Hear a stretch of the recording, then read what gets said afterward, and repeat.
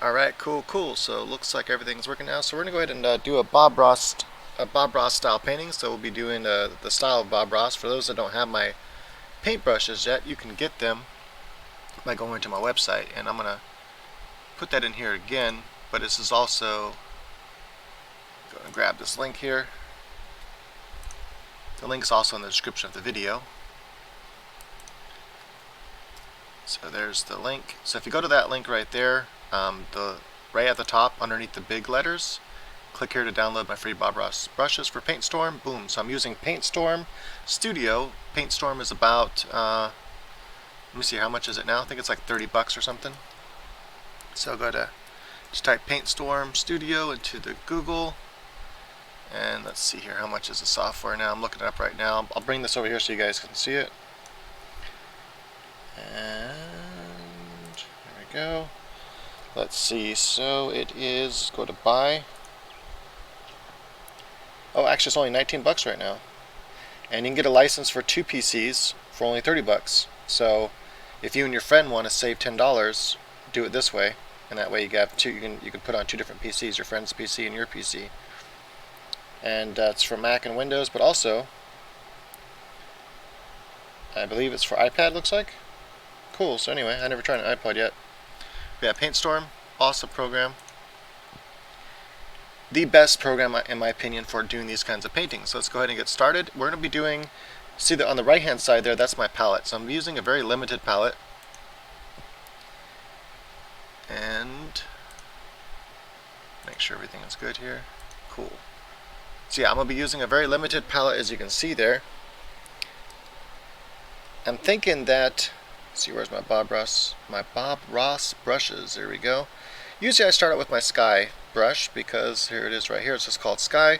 I can lay in some color really quickly. This is going to be like my base color for the painting because it's going to be a very desert-like painting. But notice I don't have any green on here, so I like to challenge myself with a limited palette like this. And this is an extended analogous palette. So typically this would just be like red, yellow, orange. That would be the analogous palette. So we're on that side of the color wheel. So basically we'd just be right on this side of the color wheel right here. From like the red to the yellow, somewhere in here. But I extended it to analogous. Now I could have extended it this way. So I could have added some green and maybe some cyan to it. But instead I extended it this way. I added a little bit of purple and blue to it. But not pure purple. So instead we get something more like this lavender color here. This color here too, this is kind of a darker blue. Then we have that color. We have that color. So I technically, if I wanted to, I could mix this and this together and get like a green, but I'm going to try not to mix them. I just want to use these colors pure on my thing. So, alright. Next thing is I need a sky color. So, I don't really have a blue. I mean, I guess I have this. It's kind of a blue. Now, I could add this to it, you know. Like, for example, I can go, alright, so let's go ahead and just lay this down right here. For example. Then I can take this color and kind of add it to it. And I can, you know, start to get more of a bluish color there. And let's see here. But it's not going to be, you know, it's not going to be blue. It's going to be impossible to get out of these colors. So instead, we'll go with kind of a lavender color here, I think. And I think for clouds I can use this color. So I'm going to start with this color though. And we'll add some clouds here. You can try the different brushes here, get different clouds. And so how to use this brush is you want to kind of push hard for a second, and then you want to kind of push soft. I'm going to put some clouds way up there. And that the soft will kind of blend out your clouds, and we can add other colors to our clouds as well. So I'm kind of liking that. I'm thinking this cloud would be more like this. So I'm kind of liking that so far. These would be the big clouds. The big clouds are up here, higher in the sky. Remember, even the sky, it has perspective to it. So keep that in mind. Add some dark back in there. Kind of go back and forth with dark and light. Add some dark back in here. And then, let's see. I'm going to use a smaller cloud brush now. This is my first cloud brush in my These ones are a little more detailed because they are smaller. And I'm going to add some more detail into these ones too. So I'm going to kind of find some places here and there that I want detail to really where naturally where I see the brighter colors in here. That's where I want to come back in and add a little bit of detail to the edges there. As you can see, like so. Add a little bit of detail right there, kind of blend some of that out, but kind of push some detail. Yeah, I like that. And I can even use my other cloud brush. Let's go ahead and turn the size down here. Oh, this is my blender brush actually. This one doesn't have color. So I'm going to kind of just blend some of this out where I see that it's just a little too detailed. Look, already we're starting to get something that looks like something. And let me see, I think this one, yeah, that one's okay for making certain kinds of shapes. So I'm going to go back to this brush here. And again, remember, I'm starting this clouds as I get more down toward the horizon line are going to get smaller. I really kind of want to emphasize this, so let me go ahead and get another cloud here. I can blend some of that out in a second, and then as they get down here, I'm going to get my brush smaller and smaller, like so. See that? So now you have this like perspective where you can see everything is getting much smaller in the background, so I like that. I'm going to kind of blend some of this out with this brush. Just very lightly. If you very lightly touch it, you can use it as a blender. It'll add a little bit of stuff sometimes, but that's fine. You just want to just kind of blend out some of the edges and stuff. I don't want these clouds to be nearly as detailed because they're farther in the background too. I'm going to take some of that dark color and come back over some of these. Already kind of change the shape of the clouds a little bit.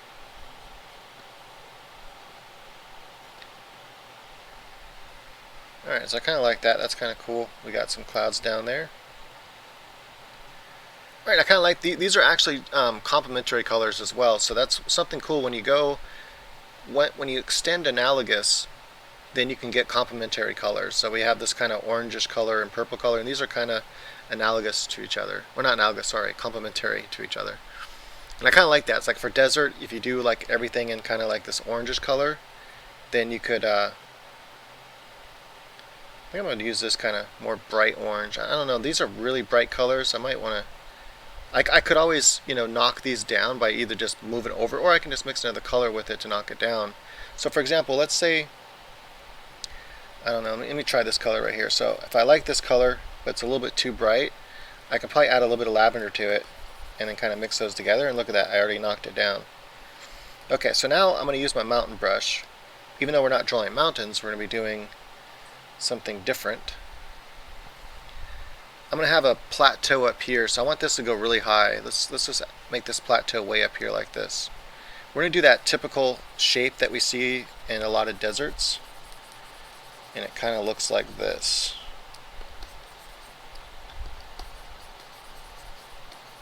There we go. The mountain is kind of, I want to just kind of brush a bunch of stuff. The mountain brush has color dynamics built into it, so if you just kind of brush a bunch of times, you'll get slightly variations of the color you're using. I want to add a bunch of those variations in there, just kind of start to get some rock shape.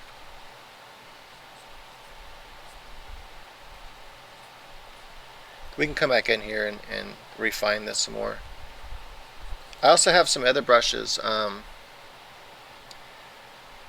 that you might be interested in as well. They're my painting brushes over here. These are my paint. This is for like when I want to do like fine art paintings and stuff like that, especially if I want to do like if I want to do a nude or something like that. These are the brushes that I'd be using for that. But I do like my abstract brush here, so I might actually just carve some of this out here and start to kind of just shape this a little bit with that brush. So if you want those brushes, let me know. I should make those available on my site as well. Right, so I'm just kind of, I want to knock in the basic, actually maybe I should just use these brushes. I'll use my textured mountain brush for this. You can just kind of tilt it and get different shapes like this out of it. Something like that, and then somewhere over here I think I'll have another rock shape formation. We'll kind of just pull this rock down like that, and then off on this side, I want another rock formation coming in this way. Like so. Just change. I think I have to go higher. I want it to step down like that. This is going to be in front of that rock. Like so. I might put another rock formation over there too. I can fill all this back in with different colors. So as long as you can see what you're doing, that's what's important. So I'm going to kind of just put a little bit of this other color in here just so I can kind of see a difference between these two planes right here. I'm not worried about the gaps right now. I can come back in and fill that in later. And then I'm thinking this will be like, let me go ahead and grab this kind of lavender color right here. This is all going to be a different plane that's going to reach up into the sky. Yeah, something like that. Then maybe I have some rock type / mountain rocks way in the background too. Yeah, so I'm liking how that looks. And then I got to decide on, since the kind of purplish colors I'm going with. Now normally if you're going to paint this like Bob Ross style, he's very literal with his colors, so we would have done a blue sky and stuff like that. But I really want to limit myself to these colors, so I don't have blue. And yeah, so I like that. I like limiting myself with a limited palette. It's kind of fun. And let's see, so I'm thinking for those really far background, we are going to, just debating what brush I want to use. I guess I can stick to this brush and just try to use it. So I want to mix these two colors together like that, get kind of a in-between color. And this is going to be the far background mountains. And actually, you know, it probably should be lighter too. Maybe a little bit more orange back into it. There we go, something like that. Not need a little bit more purple back into it. Something in between, something about like that. These mountains are going to be way off in the distance, like so.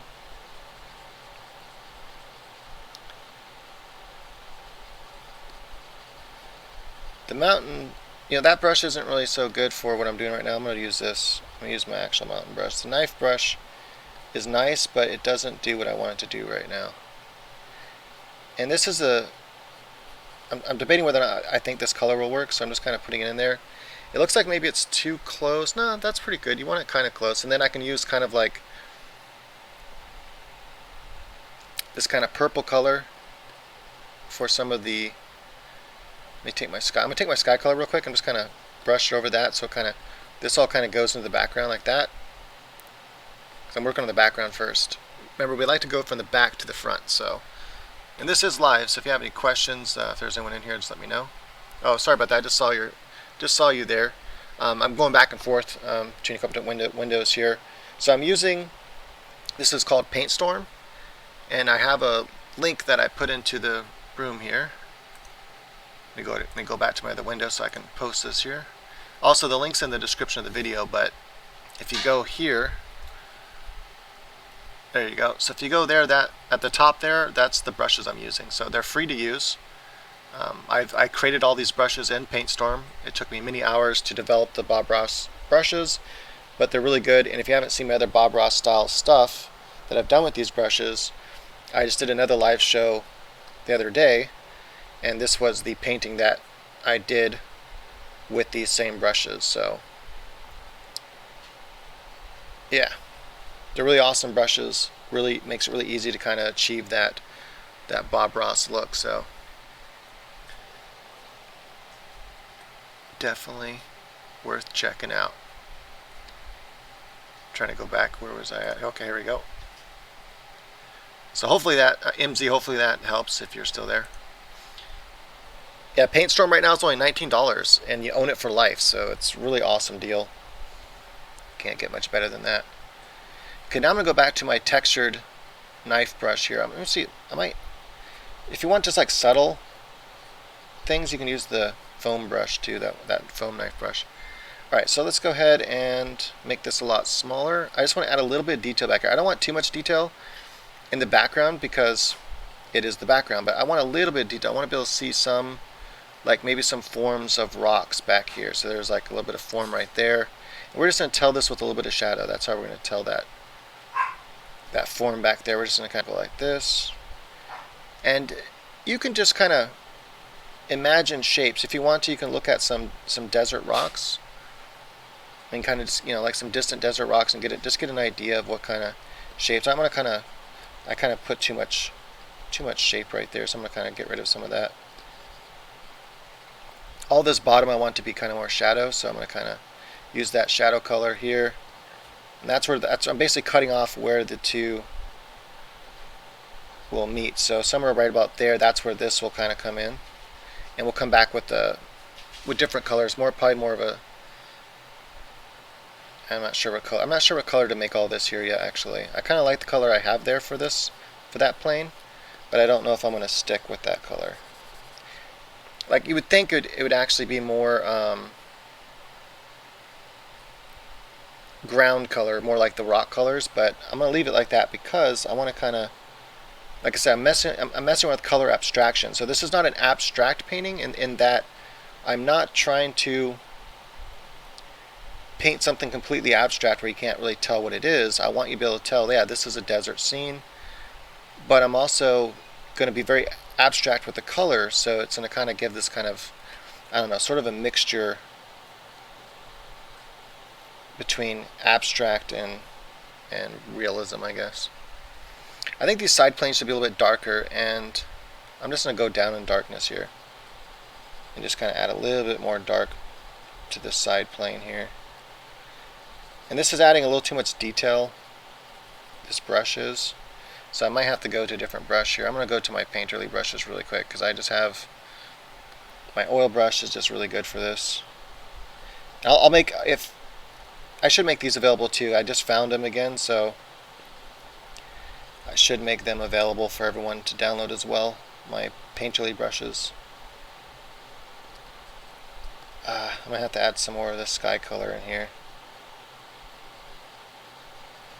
I'm trying not to get too much detail because this is in the background. But I do want to be able to see a little bit, kind of something like that. I don't need too much. I think that'll work.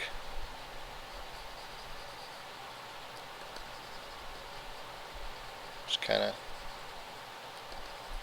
something like that. Just kind of make it to where you can kind of see it. And if you want, you can even add more shape to this if you wanted to. I'm gonna color this all one solid color now. I changed my mind. I'm gonna just go like that because this is the top plane, and I want that to read that this here is a top plane. I might add a little bit more light hitting some of this top plane here. I really want this to read. So, and this is what you do when you're live. When you're painting live and you're not really sure what you got to sometimes just mess around with different stuff. I'm trying to think what other color I can add. This color, just a little bit of that color to kind of darken it up down here. I want a little bit of detail in this section, so that's what I'm adding now. Okay, there we go. Yeah, it's kind of fun starting out a painting because, like, when you first start a painting, unless you're going like step by step, and but sometimes it'll look kind of funny and like, what the hell are you painting? All right, that looks cool. And I'm almost wondering if I should take that same color all the way across the ground, but a lighter version of it. I think I'm gonna leave it like that for now.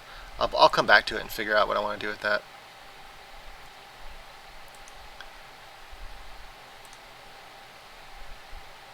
And if there's anyone new, this is Paint Storm.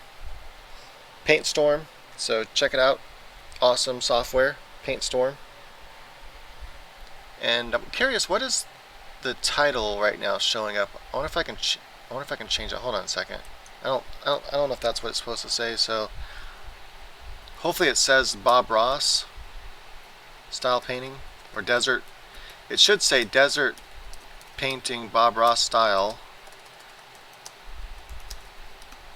color abstraction, but I don't know if that's what it says. So I'm gonna go ahead and I'm gonna try to update all this here and see if I can't get it to update live. Grab my brushes here.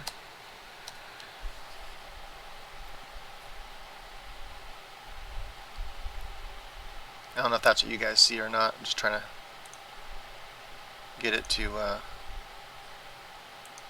read correctly here. I'm going to add my website here, so if anyone wants to go grab the brushes, they can also do it by the card. Little card slide out. Grab my Bob Ross brushes free. Get my brushes free. Sorry about this.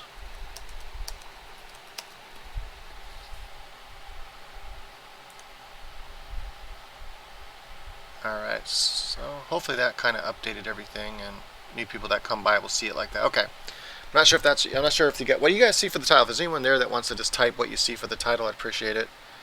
I'm just trying to figure out what the title actually says. Like the title, like meaning that when you see the video, like what it said to you, and what it says now. Hopefully it updated. But alright, cool. So I'm gonna keep on painting here. So I think I like the basic shapes that are happening. So I think I'm happy with that. And since I don't have green, I do want to paint some like shrubs and stuff like that. But I'm gonna, like I said, I'm doing totally color abstraction. So nothing is gonna be the actual color that it is. I guess except for the rocks. They're sort of the color they're supposed to be. I'm gonna start with this color here, and this is going to be for my rock shadows. So I want my rock shadows to be somewhere in between the kind of sky color, that kind of purple, and I'll make some darker colors too, but I'm going to start with this lighter color. I recommend starting with the light color first and then working your way up to darker colors. And these kind of rocks in the desert, they have a lot of vertical like cut-ins and shadows, and they might have a little bit of like some horizontal ones as well, but for the most part you're gonna get a lot of vertical cut-ins. So I'm gonna go ahead and just kind of debating on what this, kind of basing off that famous rock, and then I gotta decide what side will, like where's the sun at, and I think the sun's gonna be kind of like off to the left. That's gonna have to be much darker. But for now, I'm going to leave it like this. And this is where you can have fun with rocks. It's all about what kind of shapes do you want in the shadow and not in the shadow. And this is where you can have a lot of fun with this. I'm debating whether or not there should be another plane in the foreground. Like, see, I have this kind of dirt running off this way. I'm debating whether I should have one more plane cutting off this way. But I think I'm going to leave it like that. Now I can have that silhouette right there. And also we're going to be using some lighter colors as well to really highlight these different shapes. Alright, so now I'm just kind of blending in this. And this kind of stuff takes a little bit longer than my typical Bob Ross type thing, because these kind of rocks are more detailed. So even though we're doing the Bob Ross style, which is a very simplification, you know, he likes to simplify everything he's doing, make it simple so that it doesn't take a whole lot of talent to paint. And that's what we're going to do here too. We're just going to kind of make some basic shapes here, so it's not difficult. Something like that, and you got some basic shapes up there. Maybe we can add another basic shape here. We're going to come back, like I said, with the lighter color too to represent the third plane. Right now we only have two planes. This is well, actually, I guess it's one plane. This is the side plane. We're using two different tones right now to tell the story.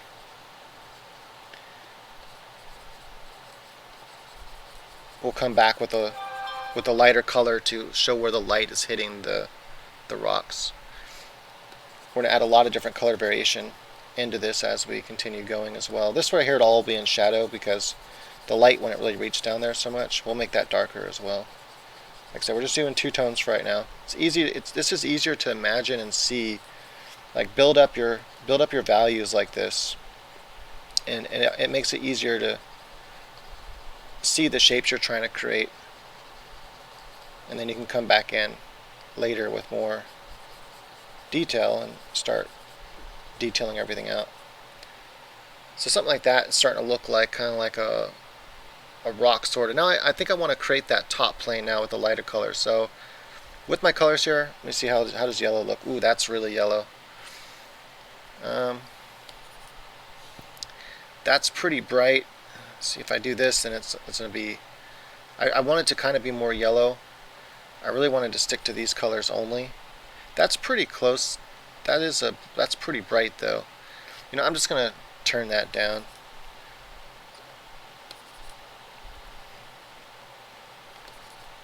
Something like that. I like that. I'm gonna go ahead and put this color right here.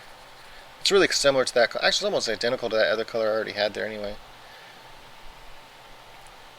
And we can come here. We can start adding this shape here. So just imagine where the light is falling on this top plane of the rock, and we're just gonna add some top planes here. And wherever this light's hitting, that's now going to be a top plane. So all you have to do is just kind of create some shapes in there. That works, some abstract shapes like that. Maybe a little bit more. I'm going to kind of run this across the top right there. I like that. This whole side plane right here, I think, would be hit as well, because the sun's kind of coming from the left.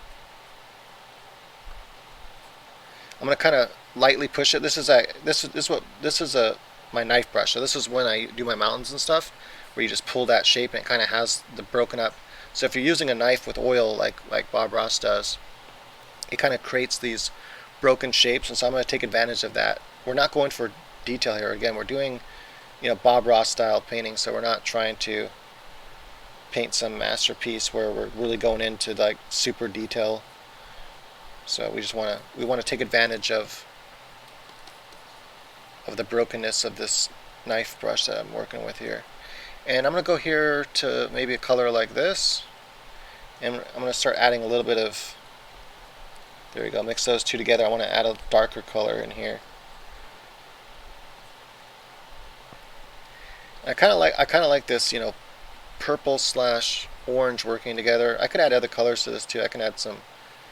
I have some reds and stuff I can add into there.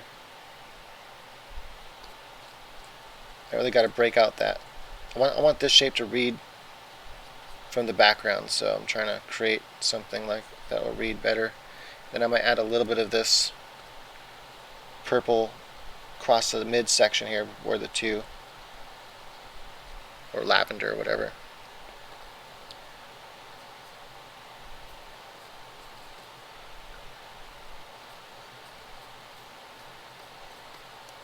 And again, I got to be careful not to get too caught up in detail, because I really want this to stick more to a Bob Ross style. So, and if I get too carried away with detail, I'll start losing that simpleness. There you go. So a couple knife strokes in there, kind of add some different colors, and I want some more orange down in here.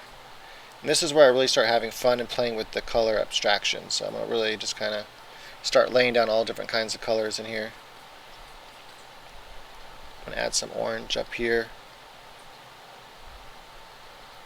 like so. Yeah, I like that, looking good. I'm going to check the text here in just a second again as well, to see if anyone said anything else.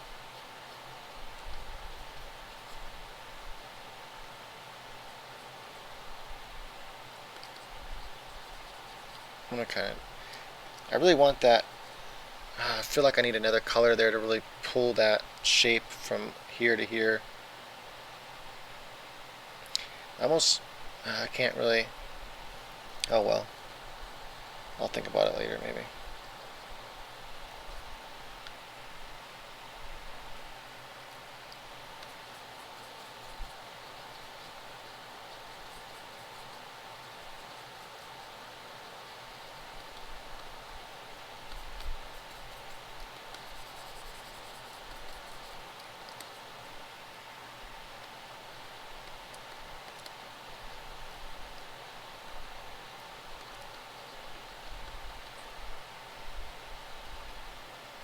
Let's see what other colors I want to add in there. Maybe, you know, I might be able to add some of this kind of,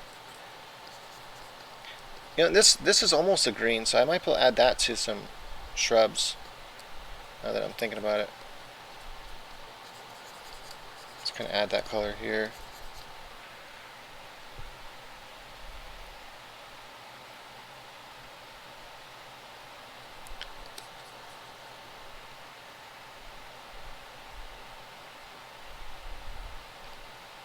I almost just debating.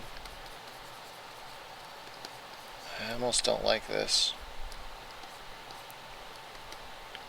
I'm going to try to come back in with just knife strokes here. Pulling back some light color and dark color over each other. And then overlapping. I'm just trying to see if I can't get something a little bit more knife looking and more abstract, so it's not so much, I don't want it to be too detailed here. I don't want to lose that original idea that I have in my head, is to have this read very abstract. Like when I do the mountains, just some knife strokes and such. I might add some of this really dark color. You know, I'm gonna do that because this is gonna really pull this shape right here and this shape. I really want that shape to read, so I'm gonna kind of add that darker color in here.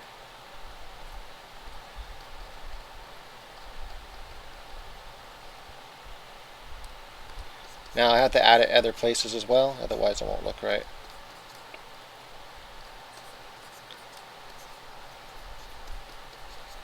So all that will be dark because it's hidden from the light the most over there. And then I can start pulling some of these other colors.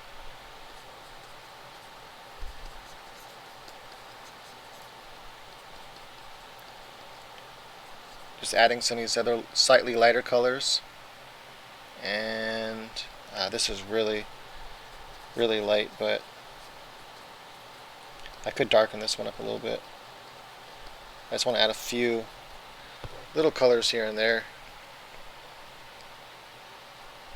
Yeah, so I think that's abstract enough in it, but it's still kind of reading as the overall shape that I want it to.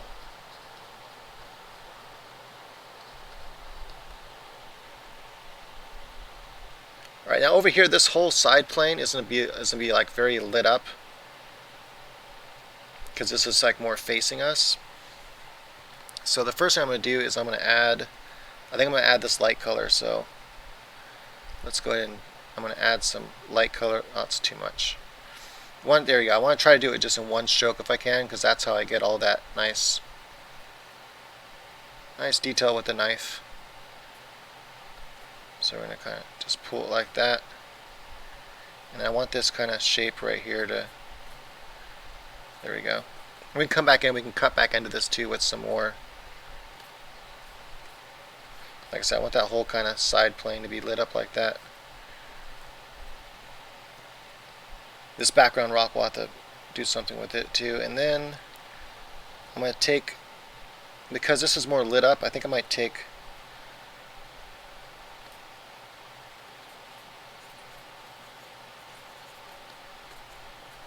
I want these colors to juxtapose with each other. These colors are pretty good together. And then I'm going to go with, I think I'm going to try the blue.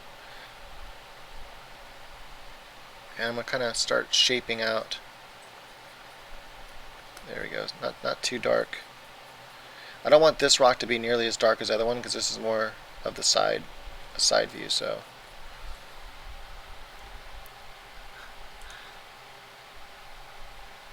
yeah, how's it going, Amoki? And so for anyone that's new, this is PaintStorm. So if you're wondering what software this is, it is PaintStorm. It's only $20 right now. Really good deal. Awesome software. And my brushes are free. I have the link in the description, so you can grab those if you're interested in trying them out.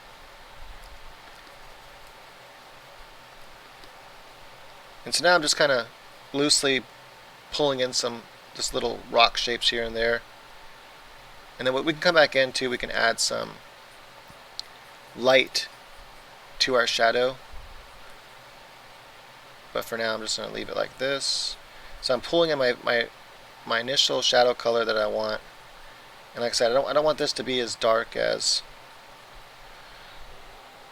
the other rocks, so I'm just kind of pulling in like that.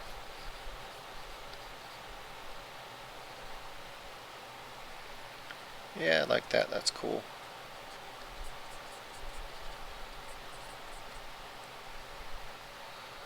Some of these might, be broken all the way across, like that. So I want to add some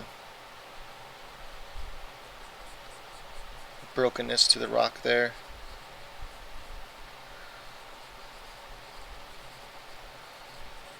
Honestly, like, if this wasn't live, I don't like this very much right now. I think I would have just deleted everything and started over on something else. I would have been like, okay, I'm just not feeling rocks today. I'm going to do something else. I think that's what I would have did, honestly. I would have just scrapped this and went to Waterfall or something. Sometimes, I don't know, some days I feel like, I don't know, maybe my hand or my mood or something just isn't feeling what I'm trying to paint, and so I'll just be like, okay, let's start over. Let's try something else. But I already started this live, so I guess I should finish it.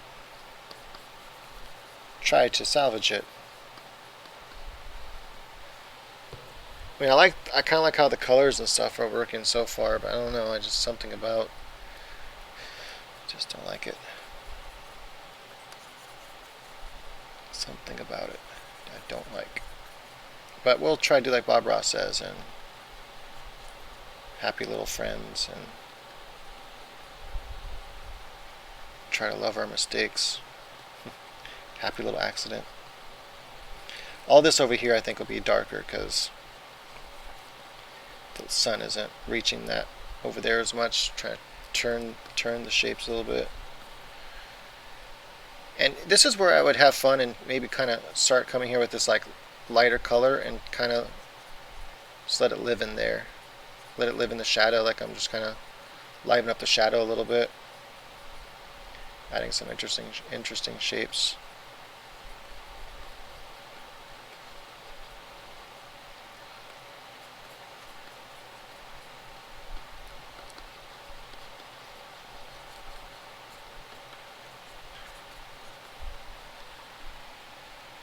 I don't like this at all. I don't want to finish it. I don't know, I'm just not liking it.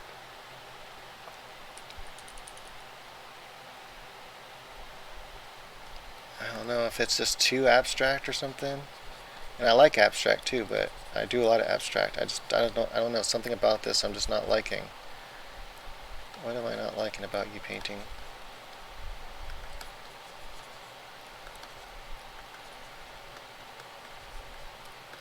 Try to reshape some of that.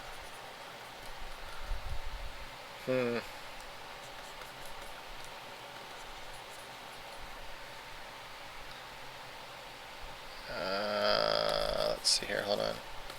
Make that all one shape maybe. Add some other color in here to kind of break it up, but make it all one shape.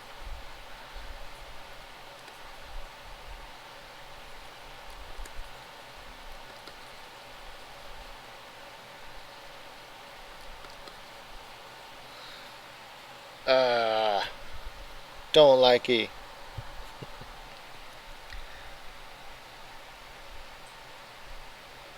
So, oh man. So, like I said, when this happens to me, I usually just start over, and I don't know what to do here, because I don't want to feel like I didn't finish it.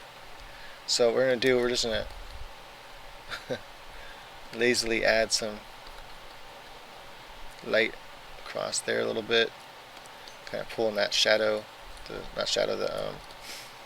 sky color into this rock. We're gonna kind of just add some basic shapes back there. It's a walkway in the background, so we're not too concerned with it. Maybe add some of this shape across this plane like that, and take this color here and maybe add some bushes. No, I'm gonna do bushes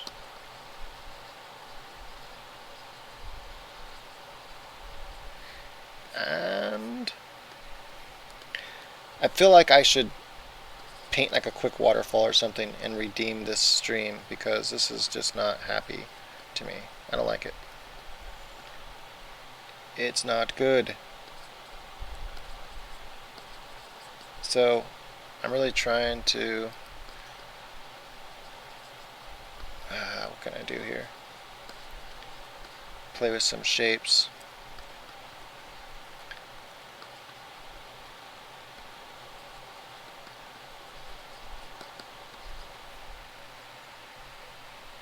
Well, whatever. I can tell it'll work if I were to continue working on that, but I don't know, I just feel like it's too abstract. I don't want to finish it. I don't like it. So what we're going to do is I'm going to do like a waterfall or something, I think.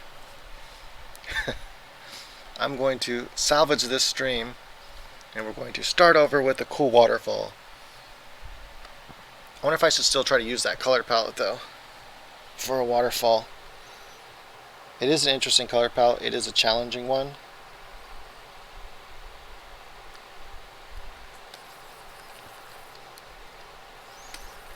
Start with something more gray like.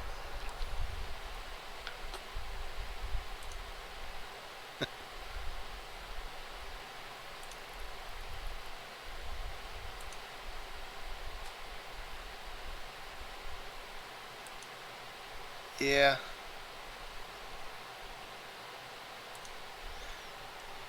What do you guys think? Everyone on board for a reset here?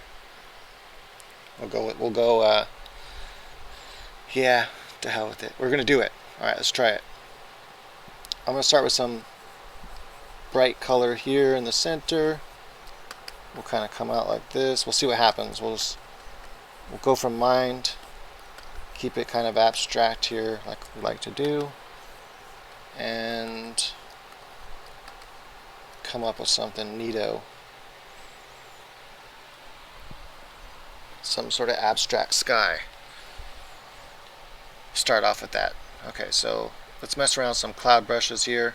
I like this number 2 cloud brush. It's just called, what is it called? So the first one is called Sharp Cloud, and then it's called Clouds, and then I have Cloud Blender, then I have Smooth Cloud and Sky. So mainly it's the Sharp Cloud and Clouds. These are the 2 brushes I mostly use. I like to start out with the second one, and I'm thinking maybe we can I'm trying to think where I want the waterfall to live, because I haven't shown you guys how to do the waterfall brush yet live, so that's kind of cool. We can mess around with the water and do some waterfalls.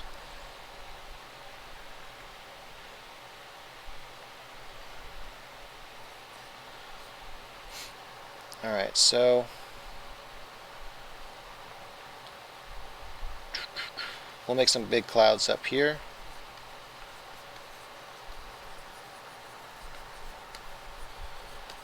Like so. And then as the clouds come more toward the ground, they're going to get more yellow. And then we're going to make them smaller as well.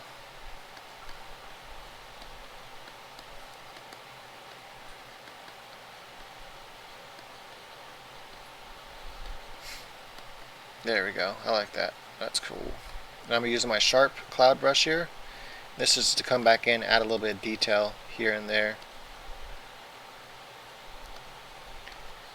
And I'm going to add a little bit of yellow back into this kind of like cyan blue. And this is, to me, this is the fun part of painting, is where you can really play with the colors. So don't feel like you have to stick to real life. The whole point is you're trying to create art.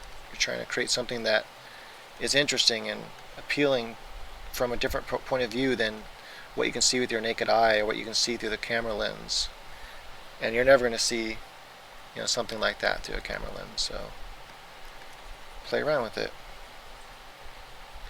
And then sometimes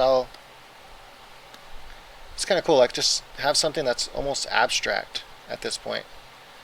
Nice cool abstraction of clouds. Then we can come in and do whatever we want with it. I'm going to take my cloud blender here. I'm just going to kind of blend some of this together. Another thing you do with clouds too that I like to do, I like to take my awesome blender. So remember, after Bob Ross does his clouds and lays them down, he'll take his big brush and just kind of swoop it back and forth. and kind of lift up. We're gonna try that now. We're gonna just lightly lift up, and for that I like to use my awesome blender. It's right below the sky brush. If you're new, this is Paint Storm. You can get it for only $19. It's awesome, awesome software. I don't get anything for that. It's just software that I love, and so yeah, go check it out, Paint Storm. And then in the description of this video there's a link, and if there's not a link there, I will post a link again to my website that has my brushes for free. So if you want to try these brushes, I developed them myself. It took me a long time to develop these brushes, and they're my Bob Ross brushes for Paint Storm. So they're free to go download and try and see if you like them and all that good stuff. And if you do, hopefully share the site with other people. So we're just going to slightly pull up with the awesome blender like that, and maybe little places here and there, just kind of pull up, kind of blend out some of this. See, that almost looks like wind right there. Just kind of carry those clouds. And then you can also just kind of go back and forth like that if you wanted to. Kind of softens the sky a little bit. Alright, so that looks good. And let's see here next.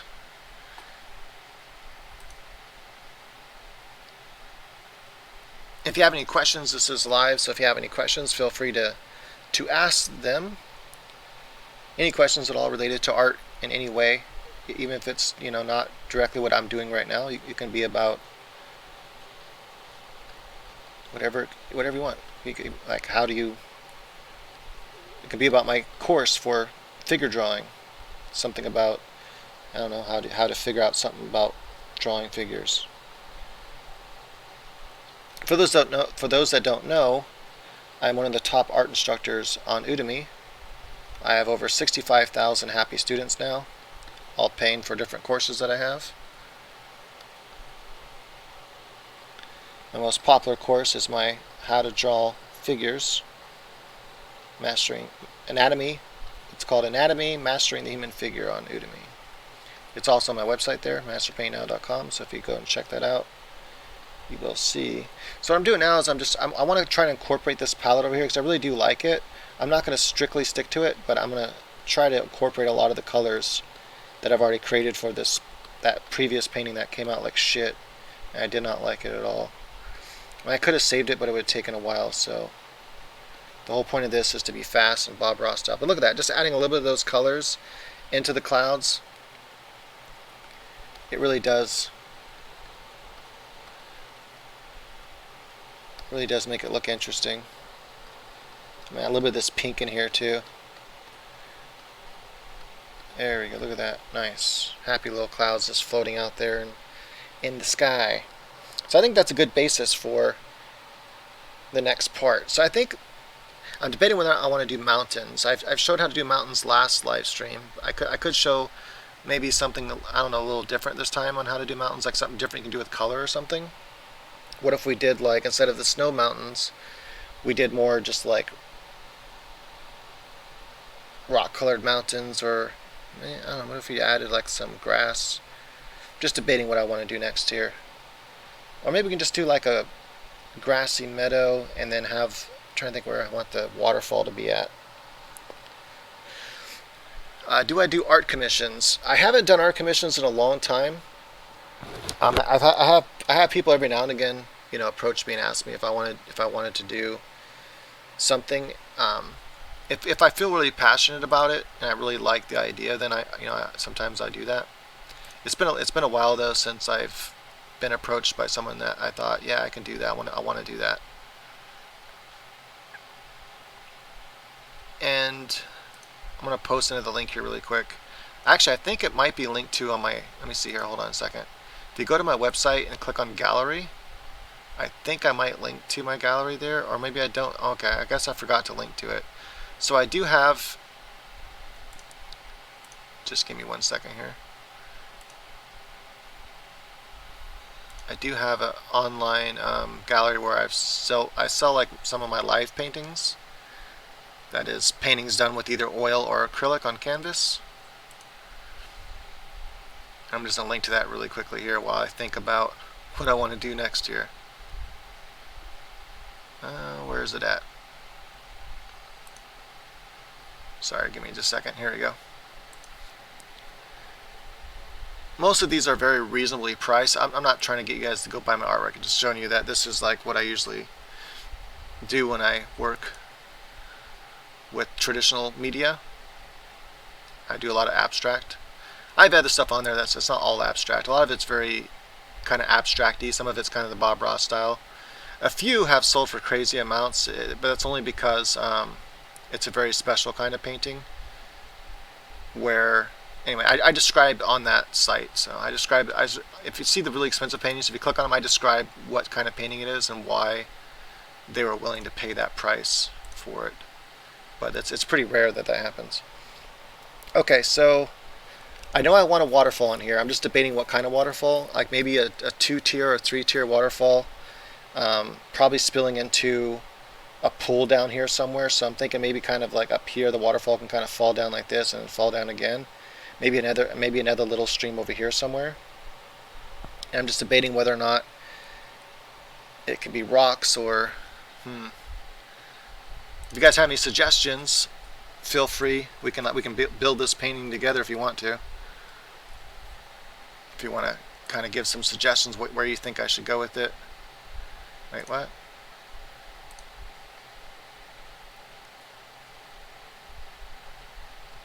Sometimes when I get stuck and I'm not sure exactly how I want to do something, I have a general idea in my head, but I'll just go and just search something on Google, like to search waterfalls and just get some general ideas. Like it'll sometimes, like stem my creativity more. It'll kind of go, oh yeah, that's interesting. Kind of like that. We can do something like that.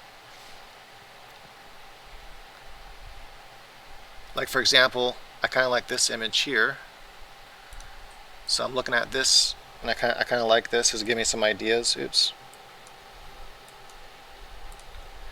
I'm just taking you through this is what live is all about. It's all about taking you through the entire process that goes through my head. So this is what I do.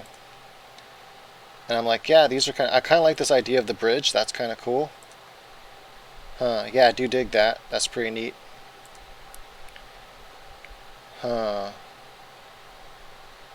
I don't know if I don't want a whole wall like that. I don't want a whole mountain wall of rock, but I do like the 2 rocks idea, and the waterfall can come in between. So I'm digging that. Alright, so I might do something. Let's go ahead and run with that for a little bit and see what happens. Take it where it goes. Take it where it goes. Alright, so I'm going to go ahead and get my mountain brush here. So it's called Mountain Flat. This is a great brush for doing blocking in all kinds of shapes and just doing all kinds of cool stuff with it. I'm going to put this back over here so it's not in my way. Could you draw in 2D art style? Yeah, I do a lot of 2D art style. I do a lot of comic art and stuff like that. I have my recent video was showing how to do pixel art, nudie. So that was one of my recent videos. It was showing how I'm working on a video game right now called Vampire Hunter V, as in not 5, but just as in the letter V. And I do all the artwork on it, so all the background pixel art, tile art, all the animations and stuff. And I showed how to do one of the enemies in that game. I showed how to animate her, how I animated her, then I showed how to pixel art her. I'm actually thinking about my next course on Udemy. I think I'm going to do a pixel art course, so how to do pixel art for video games, and just pixel art for whatever else you want. I mean, typically pixel art's for video games, but some people do use it for other things, which is kind of an interesting, fun art form. Alright, so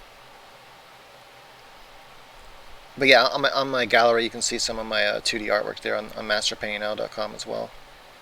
And then I have a DeviantArt where I have a lot more of that kind of stuff on there. I also have a website that I've been working on for a while. It's kind of at a standstill right now. Just trying to get caught up on it, but I do have a bunch more pages I have to post. I just forgot to post them, which is this one here.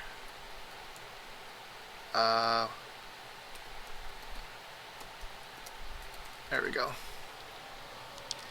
That has a lot of my imagination and my story on that one. It's about halfway done right now. It's big. It's like I'm on like page 70 something now. It's probably going to be about 120 to 140 pages long. I have all the story's all written and finished. It's just a matter of getting the artwork done. Okay, so like I said, I like that idea with the the two rocks on each side, which we can do as maybe even just kind of like bushes and stuff, and then maybe a bridge between them, and then have the waterfall coming out.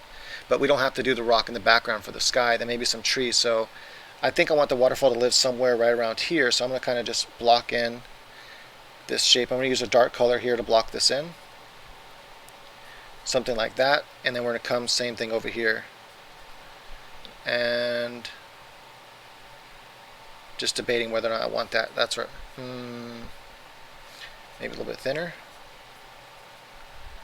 And then the waterfall would open up down here.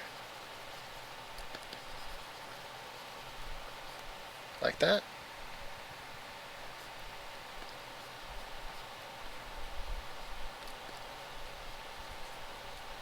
I typically work in one layer, but if you know you did something really cool, like if you did like just a really interesting sky that you're like, damn, that sky is just so awesome, and you don't want to lose it, you can always create a new layer and then work on top of your sky. That way, if you don't like what happens with your painting, you can always start. You can always or you don't if you don't like the new layer, but you really like the sky, but the next thing you do you don't really like so much, not a big deal because you worked on a different layer, so you can just delete the layer rather than having to lose all that cool sky you just worked hard. I'm painting right over my sky, so if I don't like what I do, I've lost that sky forever. But I'm not too worried about it because I think we can make this one work.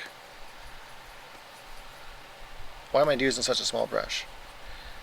And I'm just debating whether or not, because that was a vertical thing. That picture was vertical. So I'm debating whether or not I want, like, I might be able to come up with some big trees on this side. That'd be kind of cool. And then I'm going to make this brush small again, and we're going to pull some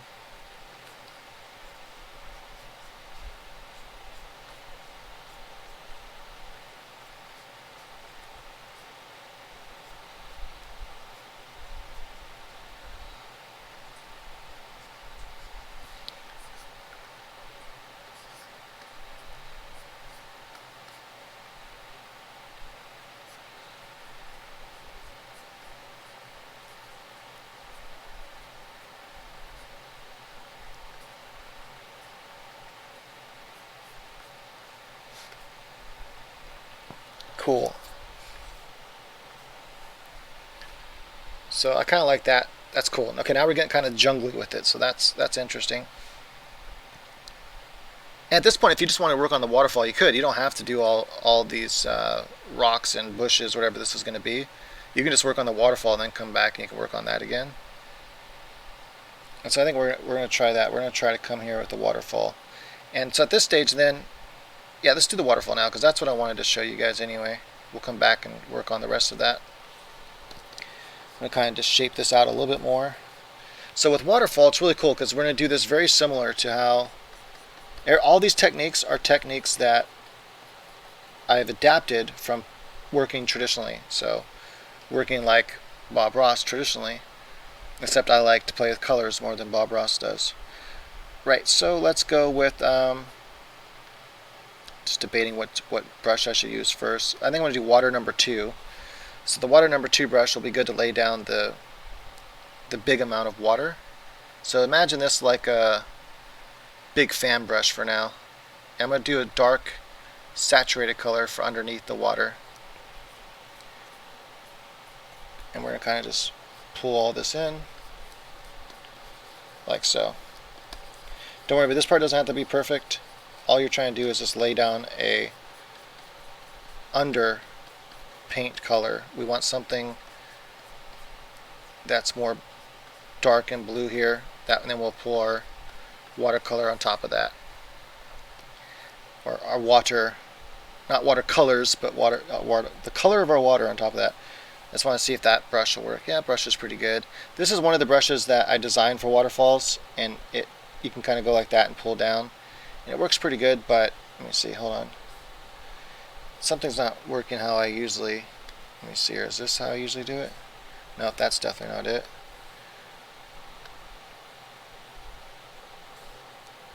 I think that's more for details. I think I usually use my tree brush actually. let's go back to, where is it at? I like to use this one for texture. You can also use a knife. Remember, sometimes Bob Ross will make his waterfalls with just using a knife, so could use a knife brush as well.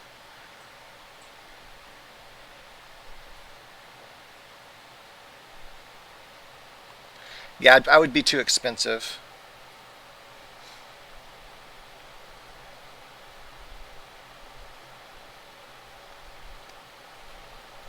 For art commissions, that is. That'd be too expensive.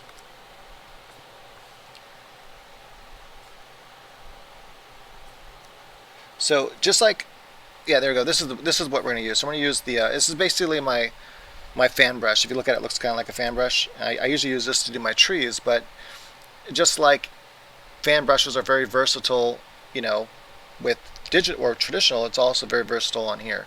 So you can use a fan brush to make trees, you can use a fan brush to make waterfalls, you can do all kinds of stuff with the fan brush. And so we're going to use it to make a waterfall here. And just like how you do it traditionally, where you want to kind of pull it like that, pull it horizontally first, and then pull over like that and pull down vertically. So you just kind of swoosh like that. So that's what we're going to do.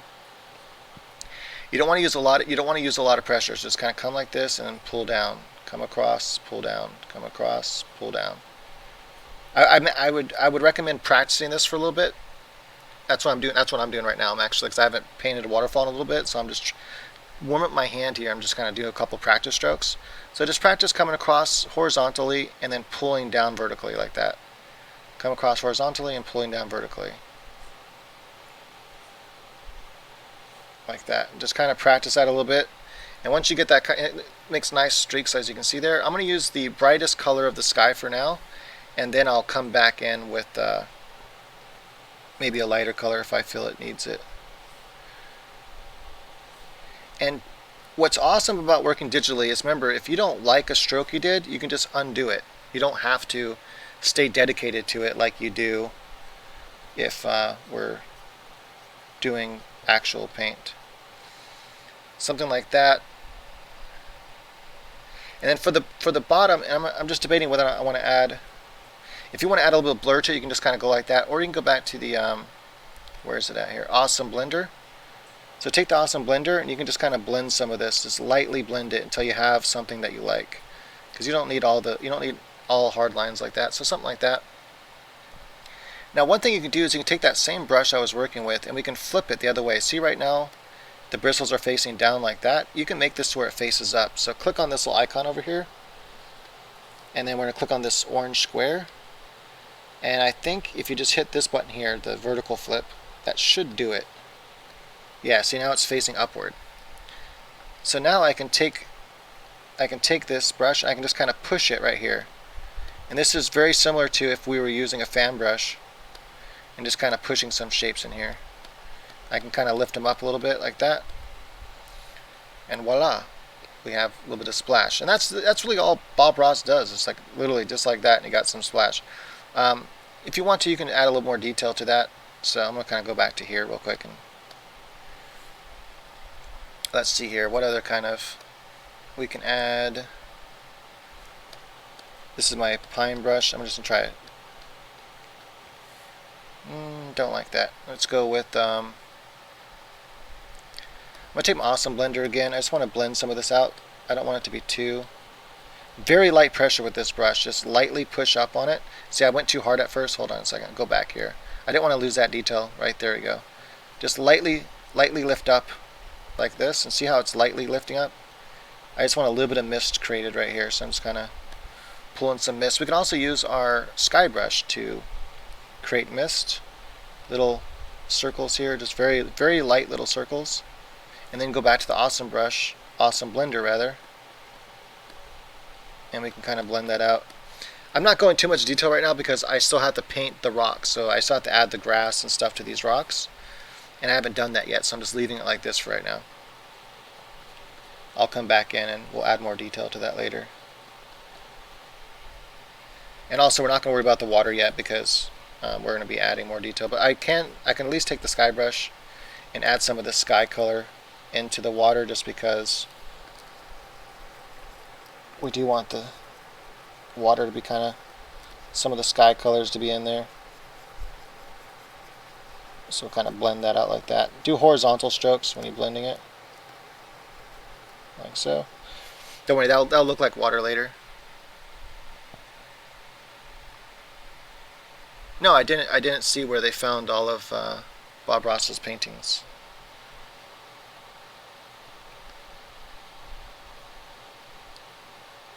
One other thing I want to do real quick. I'm just debating on this. Let's see. I'm gonna go to my vertical brush here. This is my vertical fan brush. I just want to add a few distinctive. There we go.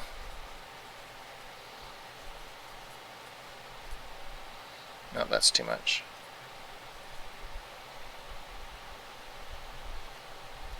Come on. Something like that. I just want to add a little bit more. And I might, let's see here.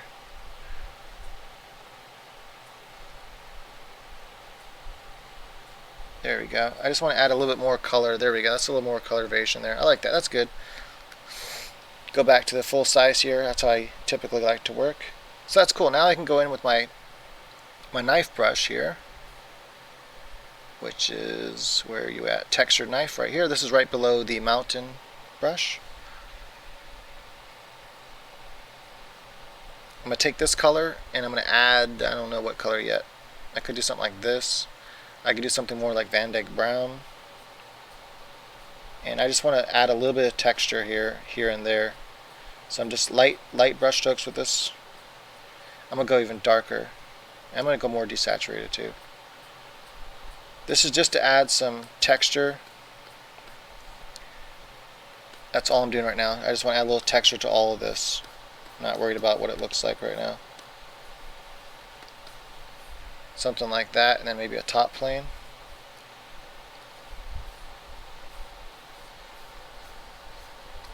This gives me like a foundation to work with, so I have something there. Cool. So it's already starting to look a little more like something.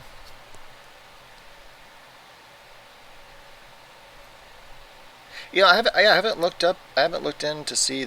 I imagine he does, because you usually don't just stop painting. So I'd imagine he still paints.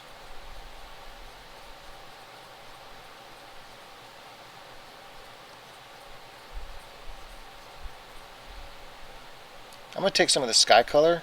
I'm going to just try to put some of that right in there. There's actually this color here. I recommend using a lot of different colors. Don't just like stick with one, you know. It doesn't matter if it's supposed to be dirt. Just try using different wild colors. It really does read well usually.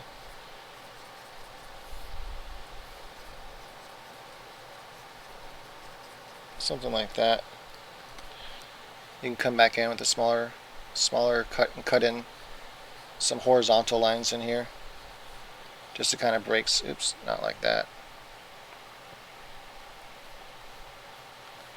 This one will be more vertical lines, but I just want to kind of break some of this up so it's not all just one color there.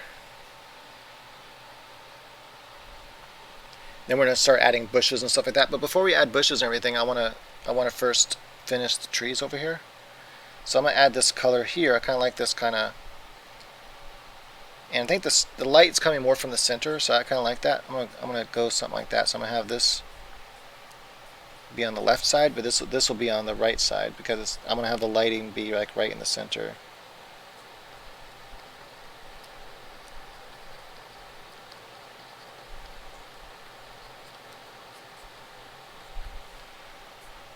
Just adding slightly lighter color to some of the side of these branches like that.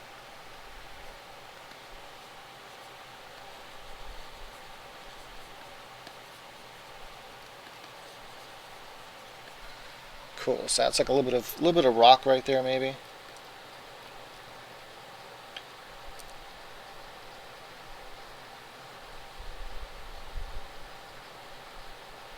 So just in case I don't cover enough of this with trees, I'm going to kind of just add a little bit of rock shape into here. And this is where I recommend using all different kinds of colors. So you can like different desaturated colors. So take this orange and then just go down here and desaturate it. Notice it's very similar. It's almost exactly the same as the other color. But it's that tiny little differences in color that's going to make everything pop. A little bit of more orange in here.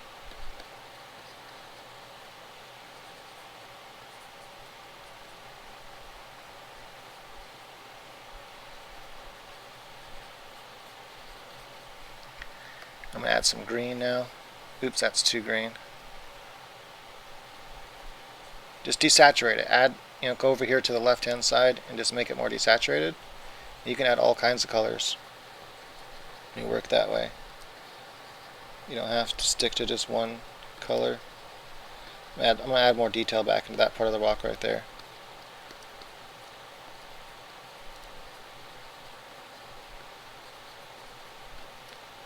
Make this a little bit bigger. There we go.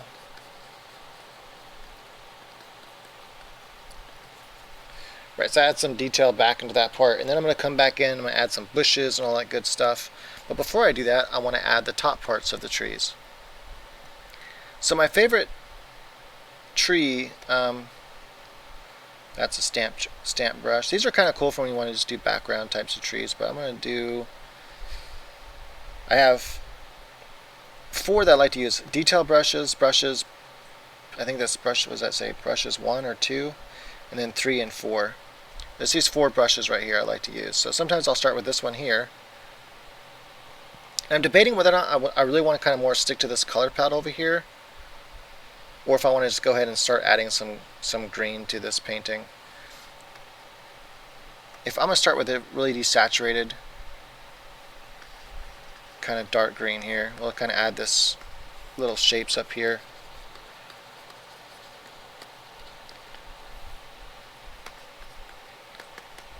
Yeah, I kind of like that. It's pretty cool. So that gets me some interesting. I'm going to go to blue, make it a little more saturated, add just a little bit more color in here.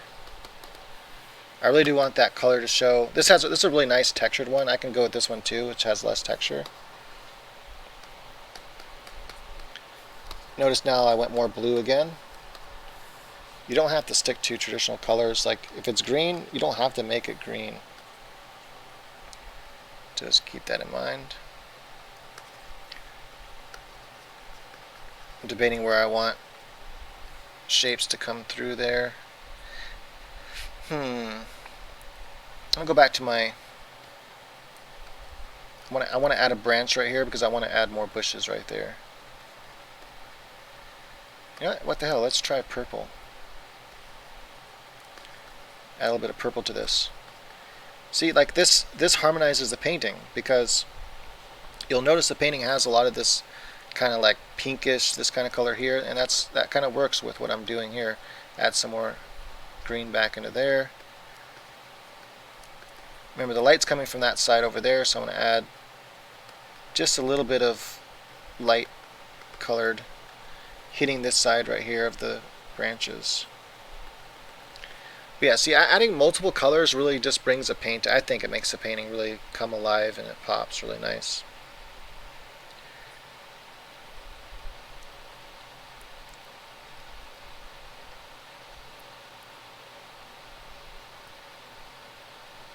I'm liking that so far. Cool, I'm going to take these same colors, starting with that. I'm going to start with a more yellow-green this time. Come down here, desaturate that quite a bit. Start with the same brush down here. I'm going to add some bushes. So I want a bush to live like there. Happy little bush. Maybe another one right here. Another one over here. Something like that. And then we're going to go here and go darker now. Add a little bit of texture. Usually, Bob Ross would go from dark to light for bushes. And I usually do that too, but sometimes I'll change it up and kind of go the other way. Start with a lighter color, a mid color, and then work my way to darker colors. And then I'll go back maybe for the final and add the final details with a lighter color. So I like that. That's cool. Got some shapes there going on, which are looking nice, I think. Maybe kind of put some shadows on the ground here. I'm just going to use the exact same brush for that. And then I'm going to use this brush now to kind of just get rid of some of the texture there, kind of make it more like this. That looks pretty cool. And remember, I'm going to take that kind of lavender color because it's nice. I liked it in the trees, so we're going to add it down here to the bushes.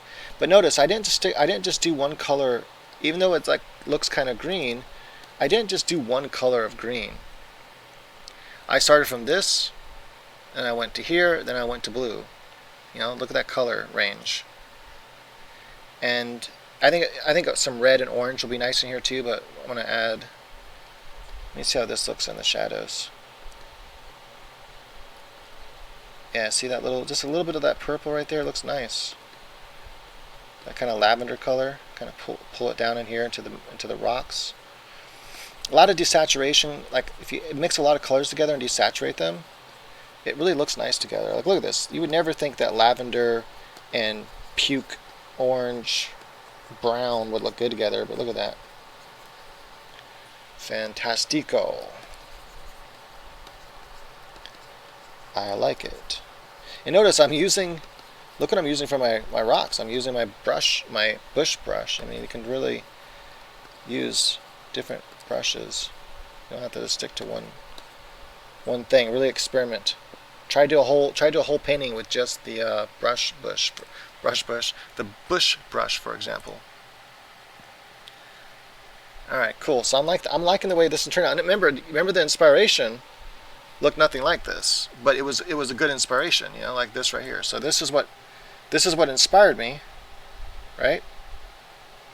But it really looks nothing like that. But it's good to, you know, get inspiration sometimes because I wasn't really sure what to do, so that gave me my inspiration. You know, I wasn't going to do a bridge over this, but it's not. This is really a lot closer than the other painting, and I didn't leave myself enough room. But I still could do like, I don't know, like a rope bridge or something. So we'll think about that when we're adding details. Maybe we'll do something like that. For those that are new and they want, so this is PaintStorm. So if you're wondering what software I'm painting with, I am painting with PaintStorm. This is live, so if you want to ask questions, you can. That's PaintStorm, and here's my website where you can find my brushes. That's the link that will take you to my brushes. They're free. So these are my Bob Ross brushes, and you'll see the link on that page. Like I said, they are free.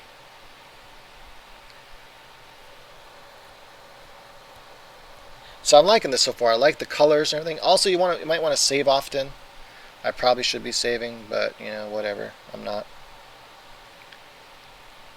Now PaintStorm is $20 right now, $19.99. Really good deal. I don't make any money off that, so it's just a software I like to use. It's the only software that does what I'm doing right now. And I've used all other kinds of software, and none of them can do what I do with this software. I've tried Krita. I tried to get Krita to do this, and I got some decent results with Krita for doing the Bob Ross style. For a while, I actually had a brush set that was Bob Ross brush set for Krita that I created for Krita. Basically, I try to create these same brushes in Krita, but it just didn't work how this software does. It didn't allow me to have that fun Bob Ross feel that I have with this. So, but if all you have is Krita and you can't afford $20, then that's what you have to do. So, but my brushes won't work in Krita. So, but if you can afford it and you can get this software, it's only $20. You know, save up for it or something. It's absolutely very, very much worth it. Hey, thanks for that follow. I appreciate it. Let me see who that was. Thank you, Yukato Chow, for the follow. Much appreciated. Oh, you know what? I missed it. I was on the wrong screen, so I didn't get to see if that. Did you guys see the little dancing guy or something? Whatever it showed. Did it show a little animation or not? I'm not sure if it did. Oh, you know what? It probably didn't because I don't have it up here. Hold on, let me put it up here. Okay. Darn it. You guys didn't get to see him. Oh well. I'm trying to think where I can move this chat box where it makes sense. Maybe right here? because yeah, it was I had it on the wrong layer. I have it on the right layer now. I think if you wanted to like unsubscribe and resubscribe, you'd be able to see the little guy, I think now. But I mean, there's no need to do that. But if you wanted to see it, yeah, Photoshop is great too. But I can't do this in Photoshop. Like this, the engine that this thing has is so good at mimicking paint. And I've been using Photoshop since I'm 41 years old now. I've been using Photoshop since I was 18, I think, is when way back it was like Photoshop 3 or something. I mean, a long time ago when Photoshop was just not very, it was okay. Like you couldn't really do a whole lot with Photoshop back then. And that's how long I've been using Photoshop, but I've developed some really cool brushes for Photoshop. I can do a different style in Photoshop. It's really interesting. I like it. Like I could do some things with Photoshop I can't do with this software. So there's a certain kind of like more abstract-y way I paint in Photoshop that I can't do in this software, that I can't do in PaintStorm.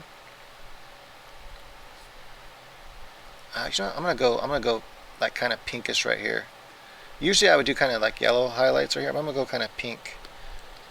Just kind of mess around with some colors here. Then maybe I'll do some yellow too. Just a couple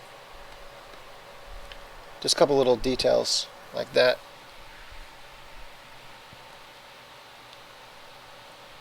Yeah, like that. But yeah, Photoshop is awesome. Like just for example, I'll show you like the difference what I mean.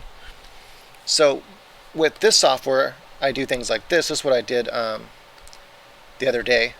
This was the live painting I did live the other day for everyone on here. That one was fun, looked really interesting, messing around with colors. That was with PaintStorm. But what I can do with Photoshop that I can't do with PaintStorm would be something like,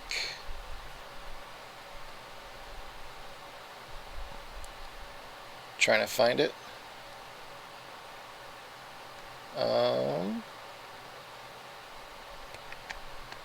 I thought it was in here. Oh, you know what? It's probably just under my regular paintings. So maybe symbolism. Yeah, hold on a second. Come on, open. Alright, I don't know why that doesn't want to open for me.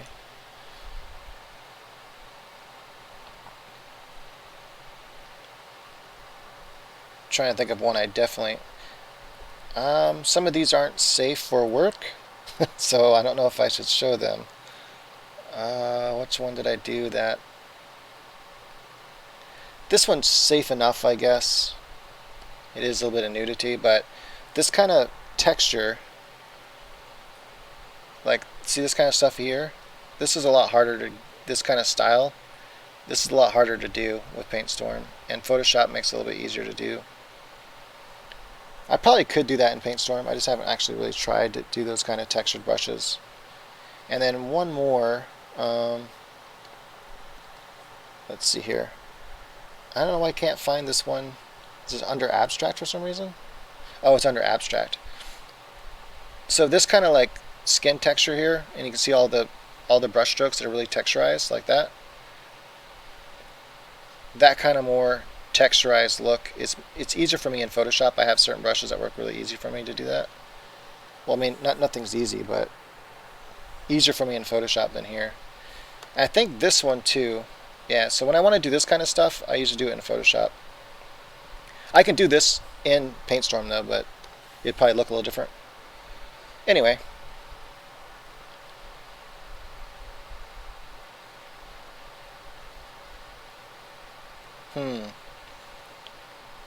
So I'm thinking that I like these colors. Everything that's happening is nice. I think it's a good play on colors here.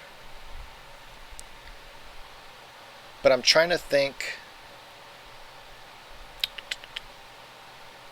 I feel like I want...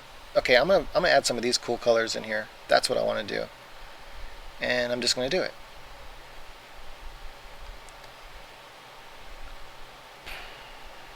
What should I do here? I'm going to use... No, that's not what I want.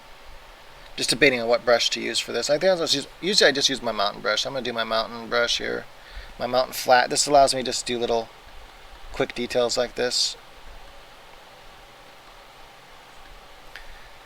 So what I'm doing, I'm just gonna add a couple little, I don't know, maybe they're flowers.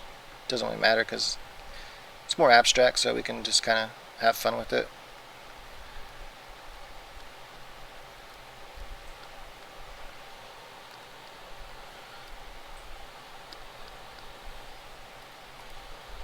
We can always come back and add some, I'm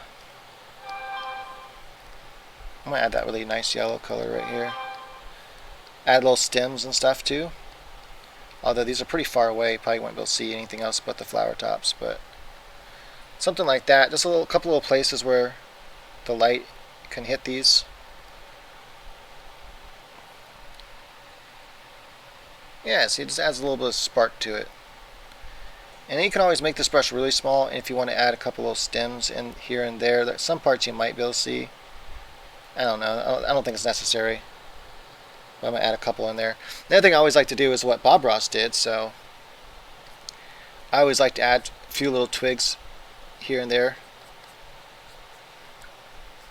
Also, I want to kind of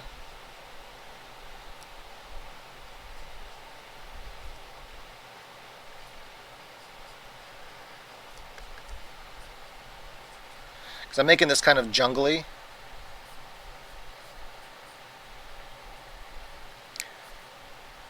No, don't like that.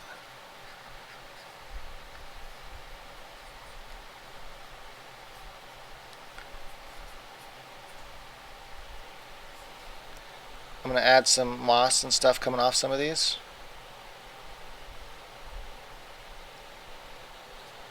And this is just really easy detail stuff you can do. This doesn't take like much artistic talent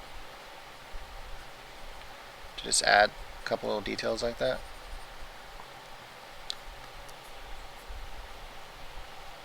And then I like to take a lighter color too sometimes, and into the dark just kind of add a few light branches here and there. And this is where Bob Ross would usually take his knife and just scrape right into the canvas. Just scrape some lines in there. And then I'm going to take this color. I want to add a really nice bright highlight to my tree here real quick. I'm just add a little bit of shape here. No, that's too much. That's too sky color. I'm going to take this color. We'll make it lighter. Keep it on the desaturated side though. Something like that. See that? Just adding a few little bark pieces. Just really makes the edge of that tree pop out. I'm going to do it over here too. All the way down to the ground like that. There you go. A little bit on the rocks as well. Just a few little, like specular highlights basically, where that light just really wants to catch some of that stuff. Cool, I'm liking that. That looks cool.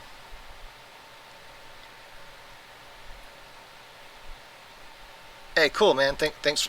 What does that say? Think for yourself. Awesome. Thank you for stopping by, and hopefully this is helping a little bit. We're about to do the water. I'm just debating whether or not I want to put some bushes down here. Right now, it's like, because of the way I designed this cliff, what this originally was going to be more like a slope, but now it's like a cliff, so I can't really draw bushes. You know, I'm just debating. I don't want this to be just rock and water down here. I kind of wanted it to be some bushes down there, but now I don't know if I can do that. So I might, just debating how I want to do that. But that's the next part. I want to do the water and add some stuff into the water. Also, right now, I don't know if you noticed this, but right now the waterfall is just kind of coming out of nowhere. I tend to do that when I do waterfalls Bob Ross style. Sometimes I forget, because it's all from imagination. You're just kind of building up from the background forward. Sometimes I forget that a waterfall has to live somewhere. And right now, where would you say my waterfall is living? I don't know where the hell it's living. It's just kind of, there's just clouds behind it. So I guess you can imagine there's some body of water back there. But right now it's kind of strange. So what I might do is pretend like there is some body of water back there, but also add some bushes. So what we're going to do here is we're going to take bush number 3. And I'm going to take some of this darker sky color, like this color here. I'm going to add it right here, as if that's some background, bush trees kind of living back there. And then I think I'm going to add some of the green to it. There you go. Just kind of mix those two colors together. Yeah, like that. So that kind of looks like something. I don't know. I just experiment. Like that. And how to use this brush is, so brush number 3, you can't just touch. See, nothing happens when I just kind of push. Well, a little bit, but hardly at all. To get this brush to work, you kind of want to slightly push on it. So you want to touch and then lightly drag in one direction.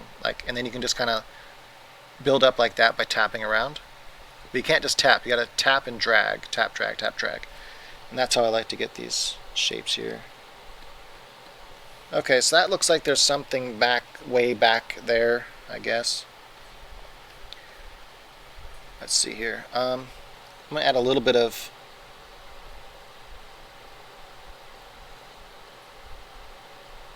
twigs to the bottom part to kind of show like, yeah, this is like some trees way in the background there. I'm just trying to create the bottoms of those trees. It's way in the background, so you don't want it to be too detailed. Something like that kind of reads like trees in the far, far distance, sort of.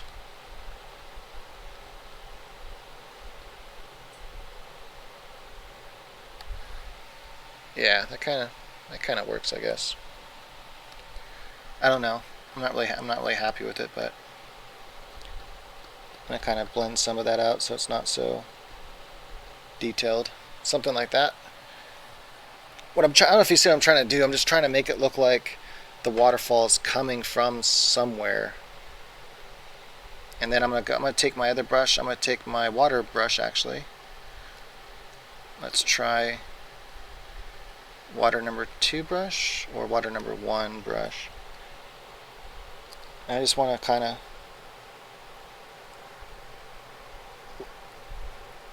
make some mist right there.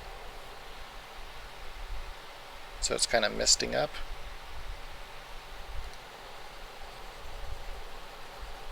Just debating if I kind of put that, that I don't like that. I don't know what to do there yet. I'm going to go back to my knife brush, I guess. Not knife brush, I'm going to go back to my horizontal, what's this called? Fan brush. Just kind of I want to add a more strong lip right there. I think that works. And then, for the hell of it, I'm going to do this on a different layer just in case I don't like it. I'm going to grab this dark color. I'm going to add a pull here, pull there, a couple pulls like this, and then we're going to come across with the boom. Bam. Nope, don't like that. That's one thing I love about digital is you get a few tries. You know, you don't have to get that first stroke right. You can kind of mess up a couple times and it's okay because you get infinite tries.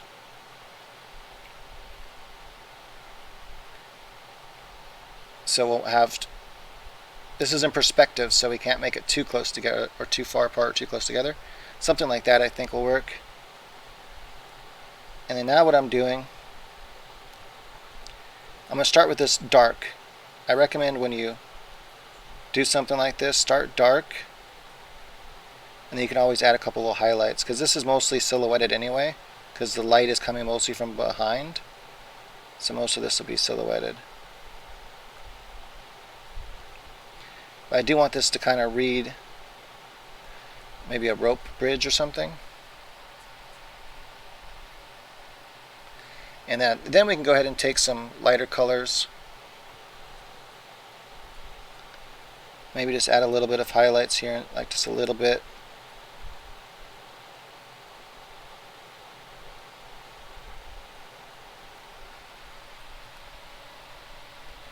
So that kind of tells a little bit of a story. Little rope bridge there. And that kind of hides this fact that we don't know where the waterfall's coming from. Although I did put those bushes back there, so we know there's some sort of body of water between those very distant trees and then the what's in the foreground.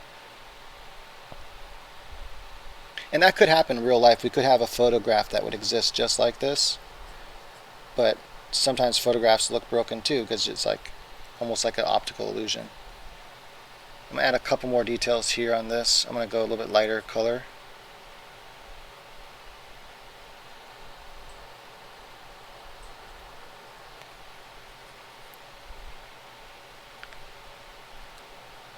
And you can noodle with the painting for like ever. Just adding some stuff that's growing between. Some moss and stuff. Cool. Alright, so now I'm going to come down here. We're going to take our textured knife brush again. Now we're going to finish doing the water. And what I decided to do is we're just going to leave it rock. So I'm going to take this darker color. I'm going to kind of put some of this dark color down here because I want it to. Because honestly, the light wouldn't really reflect down there as much. We can come back into that dark and add some reflected light. That is the water. So once we're done with the water, we can add some reflected light back into these shadows. That's the color of the water, so that'll look cool. But for now, I just want to. The reason why I use the textured brush on the edge right here is this is a really good trick because watch, before I did that, if you see it looks too sharp. Let me show it. See right here. See how this looks too sharp, but since I'm taking the knife brush, see that? I'm pulling back with the knife brush. It kind of takes away the sharpness of that edge right there. See right there? Just kind of break up back and forth.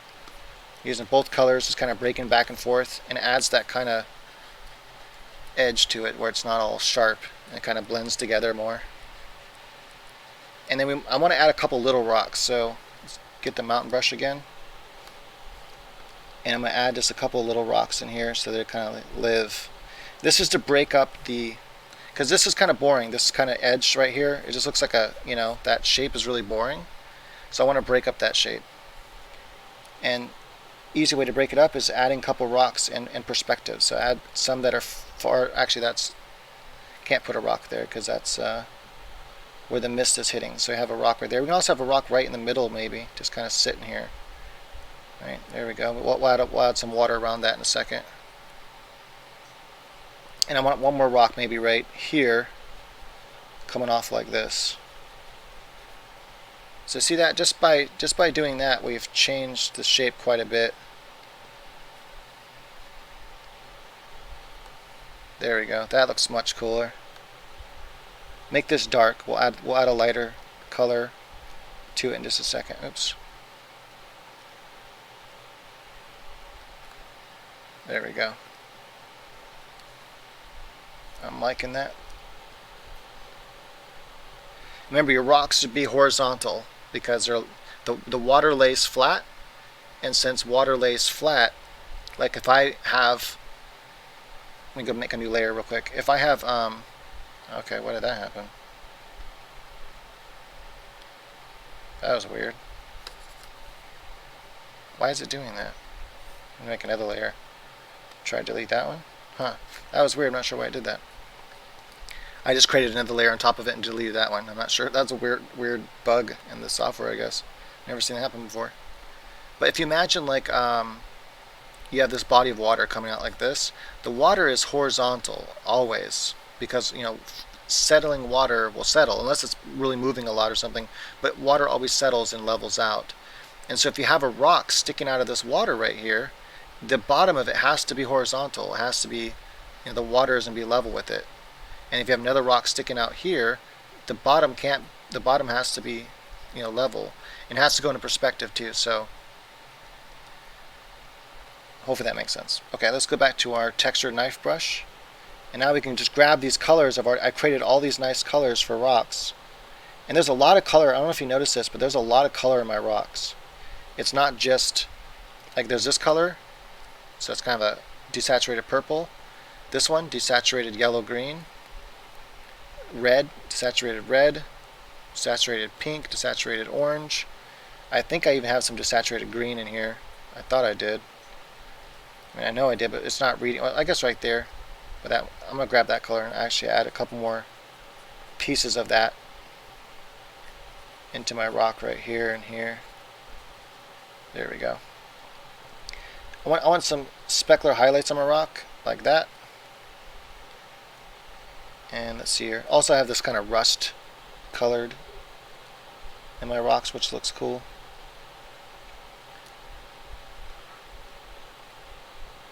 Now I'm just adding where the light hits the top of the rocks to add a plane. You want more than one plane on your rocks, so now I'm just trying to add, just show that my rocks have some structure to them. There's more than one. Cool. Now all we have to do is reflect everything into the water and then brush it around and add our final details of the water itself, like the mist and the moving little lines and all that cool shit. Cool stuff. Cool stuff. YouTube told me I shouldn't be cussing, and I told them a long time ago they can suck it. But that's why my channel got fucked up. YouTube said, okay, you want to cuss? We're going to stop showing your videos. We're going to stop recommending them on the side. And yeah, kind of sucked. I should have just listened and stopped cussing, huh? In retrospect, I think if I knew what was going to happen, I think I would have stopped cussing. Because it really did hurt my channel big time.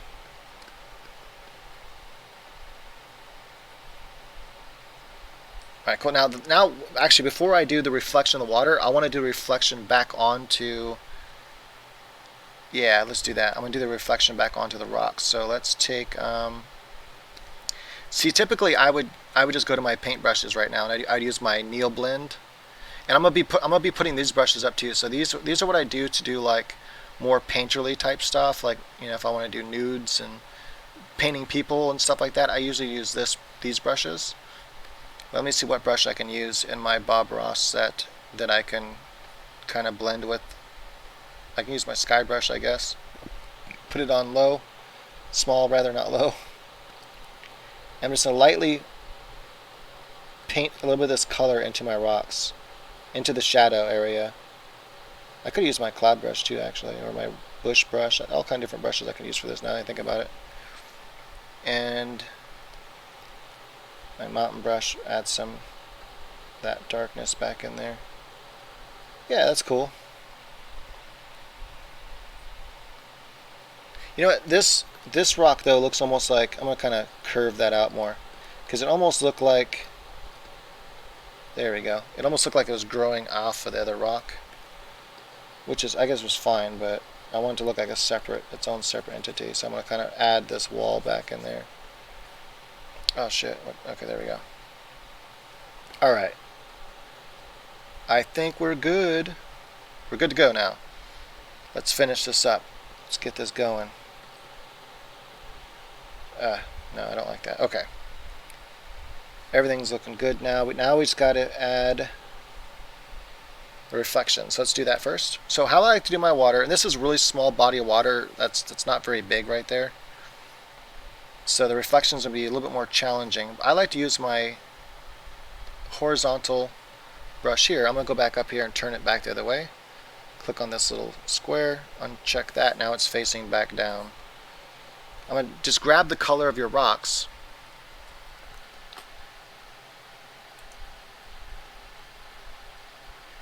Alright, cool. Sorry about that.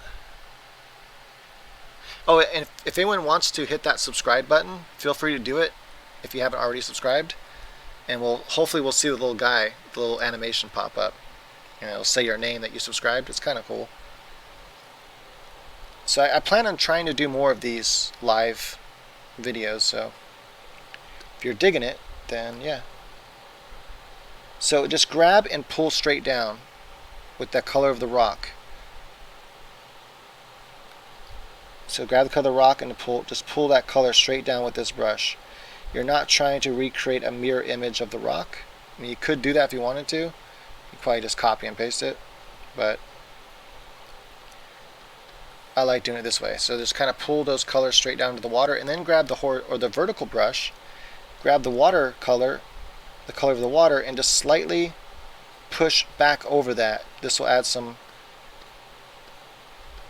lines with the direction of the water. See, like that? And now all of a sudden it looks like it reflected into the water now. This is much funner when you have a bigger body of water, so you can really play with the reflections, but this is really tiny, so we're making do. I do want to add more of that color of that water, I think, back into the rocks. We'll do that in a second. The next thing I want to do is add the foam and water lines. Then we'll add some mist. So let's go down here. This is called my water edge brush. This brush is really cool. Take this bright color here, and we're going to just lightly, it stays horizontal no matter how I orientate, no matter how I rotate my pen, this brush stays horizontal. You want to be very careful to make a horizontal line, because if you don't, for example, if I hold down the shift button, like in Photoshop, wait, that's not shift, hold on, there you go. Let me grab that color again. Does this one not do that? Oh, you have to do it that way. You have to like click and then click again. That's dumb. I thought it would let me see, hold on. Oh yeah, it does. Okay, cool. So I'm holding down shift now. See how that line is perfectly, yeah, perfectly straight. So you can hold down shift and then, or start painting, then hold down shift. There we go. Now you can make a nice, perfect horizontal line. And you want to really be careful to make your line horizontal with this brush. I'm going to go really small, and we're just going to kind of chop, little chops like this. Don't try not to do like full lines, just little tiny chops around these rocks where you think the light would reflect, like that. Just a little bit. You don't want it too much. You want it to be kind of broken. You don't want just one big straight line. It looks weird. Just kind of break it up here and there. And even now, watch. This is a cool trick. So even though this right here, these edges right here, can you see that? There you go. That edge. Even though that edge is, oh, and thanks, Baron. I appreciate that. Is straight. We don't want our water to be straight. Like, we don't want our water to follow that same diagonal line. We want our water to be like horizontal, like that. It's going to come off and break off these edges like this. And then I want to add a few streaks across the water. Just a few little parts here and there, especially around the rocks. Add just a few other little dots here and there, because the water kind of flows around the rocks. And so I'm going to add just a few little wrinkles. Like so. Now we got some detail going on in the water. One thing sometimes I like to do is I like to add this kind of foam thing. See that right there? Like a foam line. Because sometimes, you know, when water is moving, they'll get like these little foam lines because of just stuff in the water. I like adding a few of those. And sometimes I'll come back and I'll take a darker color and I'll desaturate it. And I'll come right along that foam line and kind of trace it like that, just to add a little more depth. But sometimes I'll even do a dark foam line. Maybe I'll do it right here. Yeah, there we go. And let's see here. What else do I want to add in the water? A fish jumping out? No, I'm just kidding. We could do that, but this is a good opportunity for painting though. Like, I can add two little kids walking across this bridge. That would tell a cool story, and maybe one of them is like slipping or tripping, and their shoe fell off, and they're looking down at their shoe, and I can draw their shoe like actually hitting the water. It'd be kind of hard to tell, it's so far away, but maybe if I made it very clear that one shoe is dark and the other shoe is, so one foot is dark because it has a shoe on, and the other foot is, you know, skin colored because it doesn't have a shoe on it, and he's looking down, I can actually show a splash in the water, and that you would assume that's his shoe. Could do something like that. That'd be cool. I'm not going to do that in this live stream, but I might actually add that to this painting later. That's where I'd use my these brushes here, my Neil painting brushes. And don't worry, I'm gonna try to put a link up on my site soon for these brushes too, so you can have both sets. But everything I've done in this painting so far has been with my Bob Ross painting. So my Bob Ross brushes. That's a lot of S's. I'm debating what I want to do right here. That's why I'm just kind of chilling for a second and looking at it.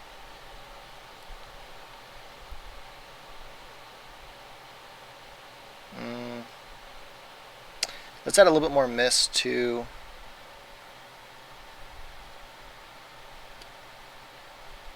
clean knife texture. Let me see, hold on, let me see what this does. Oh, I think this is just kind of, you can kind of use this to kind of blur some stuff out. Yeah. Oh, look at that though. Instant. Boom. That was my clean knife texture brush. I just lightly pushed up on it and I got some more splashes there at the bottom. That's cool. I like it. Oh yeah, I forgot about my paint dirt brush. This brush is really cool for painting dirt.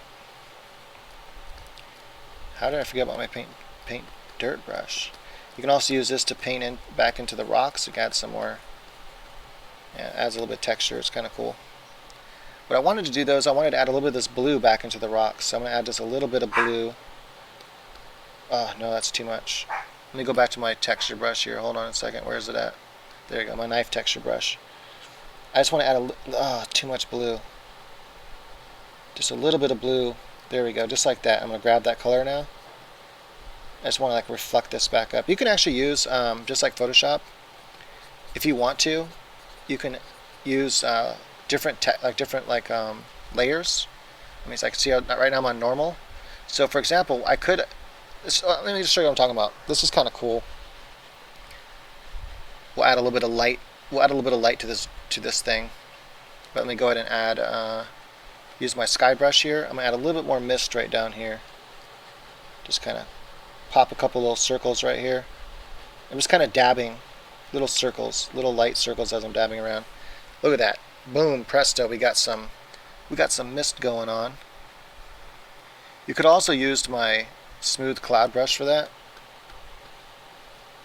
And just kind of go like that, and oh yeah, I've got a ghost. I'm just kidding. But yeah, this brush actually works pretty good too for making a little mist. But I'm going to leave it how it was because I already had it looking good. Actually, I might, right there. Okay. Alright, now I'm going to flatten this all down real quick because we're going to do something cool here. Merge this down, and then we're going to make a new layer. I'm going to set this layer to overlay. You can try color dodge and stuff too, but we're going to do overlay. And we're going to use this brush, and we're going to grab this bright color here. And look at that. See how if you just want to add some light, see how it lights everything up? See that?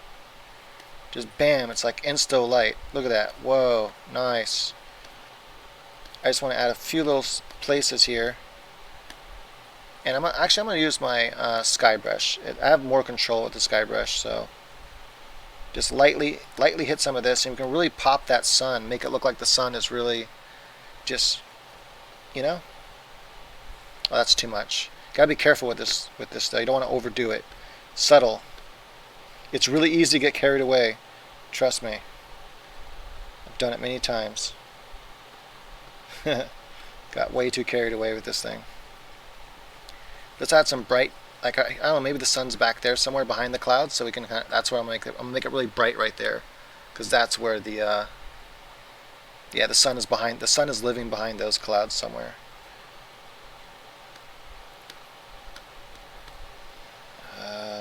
Don't want too much. Just very lightly reduce this in size. Some light is hitting, falling across those bushes right there, falling across that ground right there. You want to think about how light actually works, and then hit those parts. All this underside of these trees would be lit up a little bit because light's trying to peek through them, so the edges would be a little brighter. Like especially right here.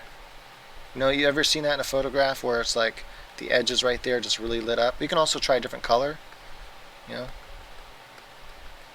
can also use dark colors, by the way, with So with overlay, if you do a dark color, it will darken it. See that?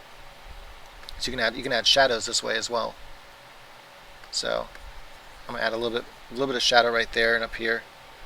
I'm using blue now. Oh, too much. Yeah, just too much there. Too much. Just very lightly. And the reason why you want to do this overlay layer is it preserves the textures. So, and watch. I'm gonna turn this layer off and on. If I turn this off and on, look at that. See, light on, light off, light on, light off, light on, light off, light off, on, off, on. Yeah, so I definitely like it on. I like the difference that makes. There are some spots though that I don't know, I feel like I'm going to use my textured knife brush. I'm just going to kind of, oh wait, that paints. Okay, I didn't want it to paint. I thought it would just blur, but I'm going to use my awesome blur brush instead. Oh, that's weird. So because I'm on a, interesting. I didn't know it did that. So because I'm on a, okay, instead I'm going to use an eraser. I'm just going to lightly erase some of this. I just felt like I added too much texture or too much, I don't know, don't like it. Actually, I'm going to leave some of that there. Some of this I just felt like it was too much, so I'm just getting rid of some of it. Like that. And then I'm going to flatten that down, layer, smudge that layer down, and now I can come back in with my paint brushes, and I'm going to use my awesome blender, and I'm going to kind of blend some of this now.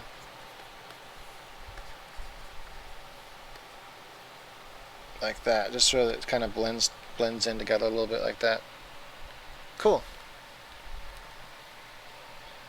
There we go. We did a cool little, I don't know, jungle-y slash whatever. And I had no idea what I was going to paint, right? Because I started with that desert thing. That looked like crap.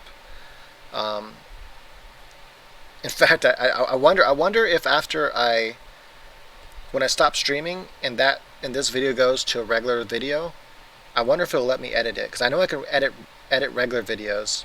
If not, then I might just download it and then edit it and then re-upload it and then delete it. So that way it's just this painting, because that desert painting is just shit. I don't like it at all. It's horrible. But anyway, so I had no idea what I was going to paint, and then let's start with the sky. That was the first thing I did. It's an abstract kind of sky, some cool colors. It looks neat. And then, looked at some inspiration, which was, let's look at the inspiration again. So this was the inspiration. So went and looked at some inspiration pictures, and that was probably the most inspiration picture right there. And I liked the idea. I liked the idea of the bridge going across the, across the rocks. That was cool. And so took that kind of basic idea, that basic shape, and just started going with it. And it's like, okay, that's working. We had that basic shape going on. That was a thin painting, or not thin painting, a thin photograph. Tall, not thin. It was a tall oriented one. And mine is widescreen. That one was tall and skinny, so I had to adjust for that anyway. But anyway, so yeah, like that was just like inspiration, just to kind of get the imagination going. Once the imagination started going, it kept going, and that's a good thing. I like when that happens. I hate when the imagination just kind of stops flowing. You're like, oh, I don't know what to do now. Oh, you know what? There's a couple other things. I'm going to make a new layer just in case I don't like this, because I really like the painting. It's good now. So now I'm going to, I want to add some, let's see here, maybe some like moss or just some overgrowth. Let's see. I forgot I have these cool grass brushes too. I can just stamp them in there and make cool shapes. But let's see here. Where's this? I think I'm going to use this brush. I'm going to make it really tiny. I'm going to start with this dark color first.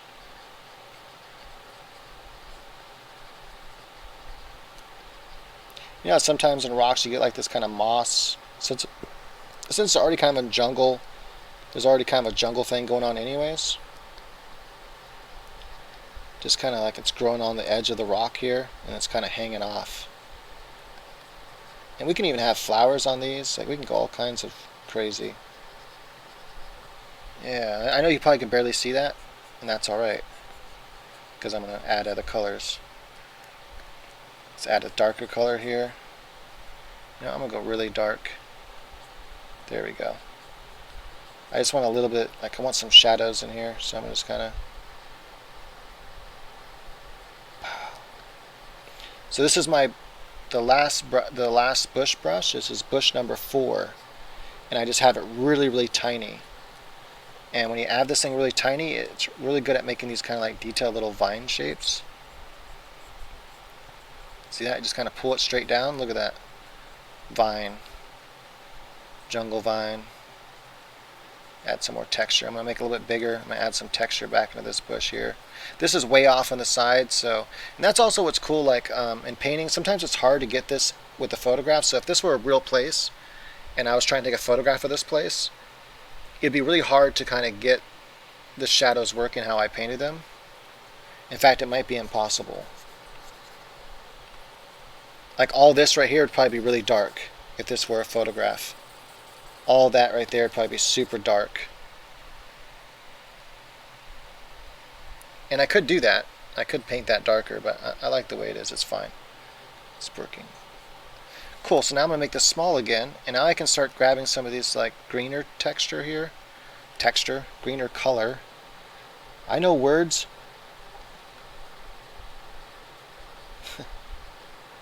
I know words. And I'm just adding a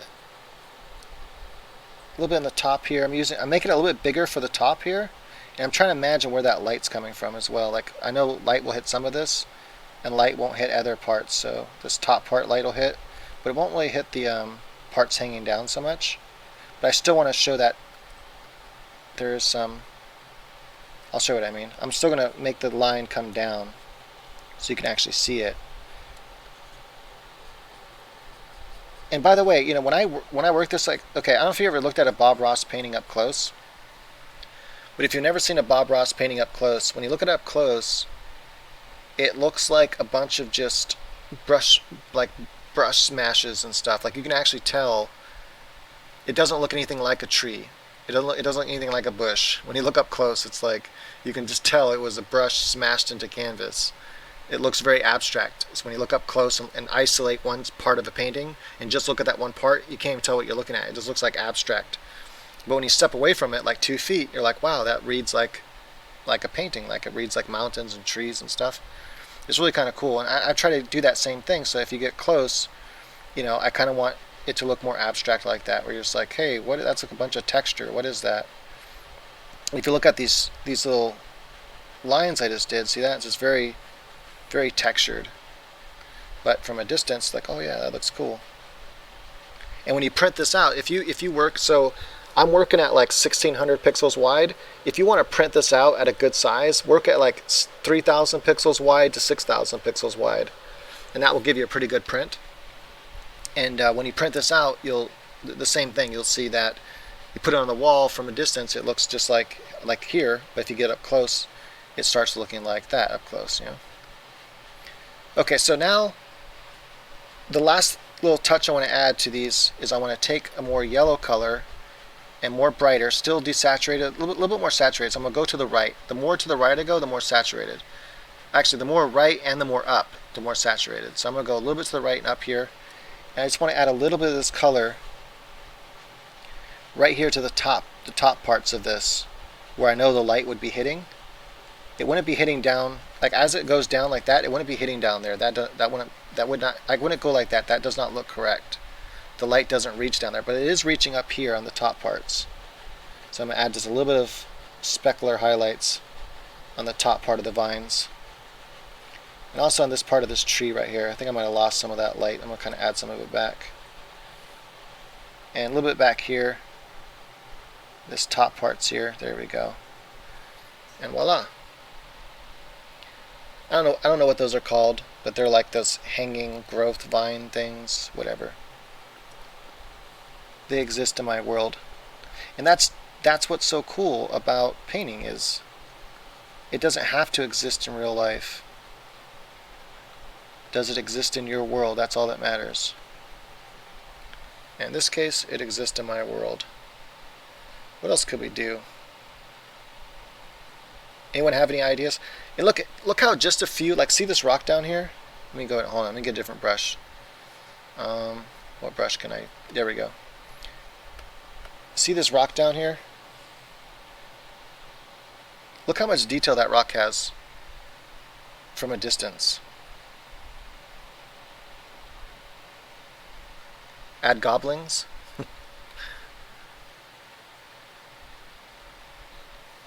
And if I zoom in on that rock, check this out.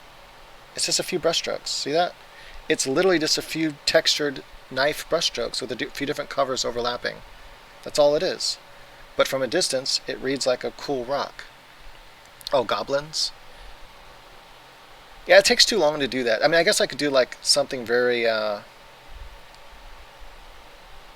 because he can be very small. He'd be way off in the distance, so I could do some like a few blobs of paint and then call him a goblin. Moss, yeah, I do like moss. Let's add some moss. I like moss. So we're going to use my bush number 4 for moss. This bush right here. And actually, let's use bush number 1, this detailed bush. There we go. Add this kind of green color.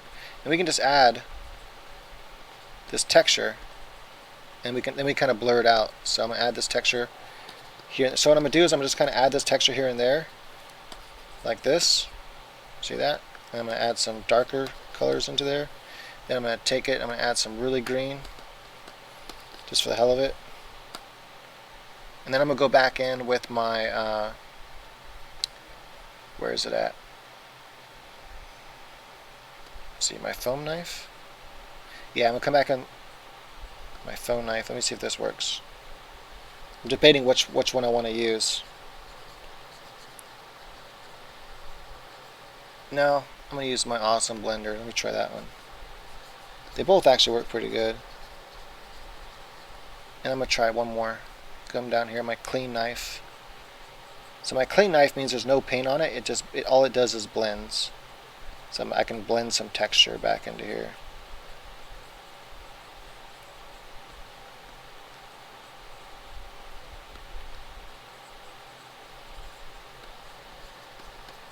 And, you know, this is experiment. You know, if you don't like it, you just get rid of it. But I'm just trying to see.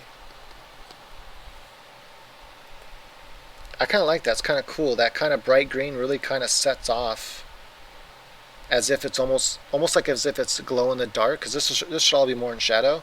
So it's almost as if it's more glow in the dark kind of.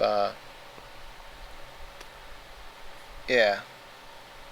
Not glow in the dark, but you know what I mean. Like, you know, some things are so bright that even when they're in like a darker part of like more shadowy area, they still have that bright color to them. They still have a brightness to them that, yeah. Hopefully that makes sense. What I'm trying to say, it makes sense in my brain.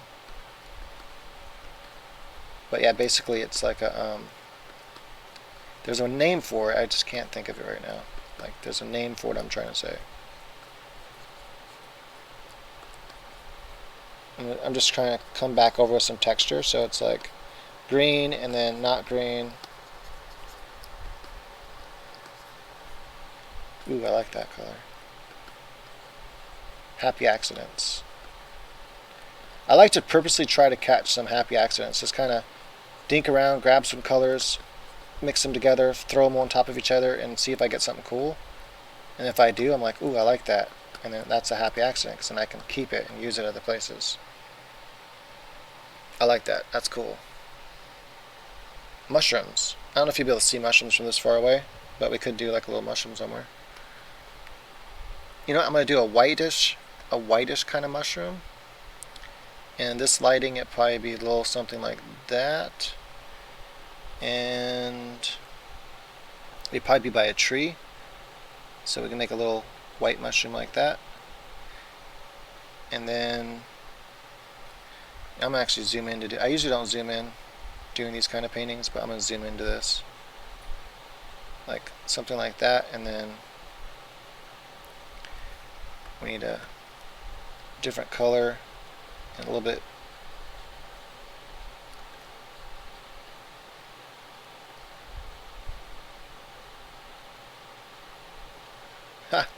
It's so far away. It's really hard to kind of even make it look like something, but we're going to try. Let's have a little bit of shadow. And then even smaller yet,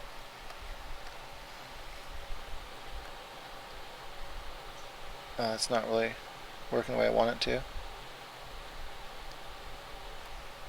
Okay. How come that's not getting as right as I want it? There we go. Let's see if that reads from a distance. Nope, it doesn't. Oh, a little bit. It kind of reads. Let's go back. Hold on. That reads better. Actually, I'm going to try to do really big red. That's a pretty big mushroom, though. I can't really go much bigger than that. If I did any bigger than that, it would be like, whoa, that's an abnormally gigantic mushroom. Maybe just 3 dots. Let's try that. That kind of reads like a mushroom. We're pretty far away from everything, so. Alright, cool. I think that's pretty much it. And then I like to sign my name. Let me zoom out and see. Make sure. Oh, yeah, I forgot to do this. I always like to read it from here. Read it from a distance, make sure it reads as a thumbnail. You got a spot on the left side under the big tree. Let me see. You got a spot on the left side. So on the left side, so on this side of the painting over here. And under the big tree.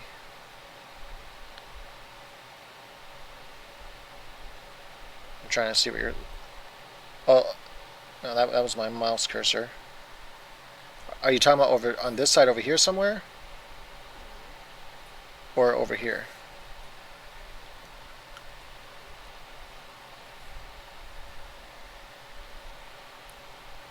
Let me try. I'm gonna try to zoom in and see if I can see what you're talking about.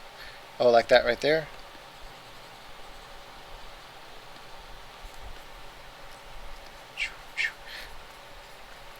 See how some of this just looks like scribble from up close? That's fine. You don't have. You can come back in and noodle with all this and make as detailed as you want. But honestly, I leave it like that because I want it to look how it does from a distance. But I'm trying to see what you're talking about here. Let's kind of isolate that flower there. Isolate this part. Kind of bring that back. Oh, on the left part? Okay, so over here somewhere? Oh, like this little stick. That was supposed to be a stick right there, if that's, or you're talking about this right here. Kind of change that to be, it's supposed to just be a couple little, some specular highlight, you know, in the rock area there. Kind of.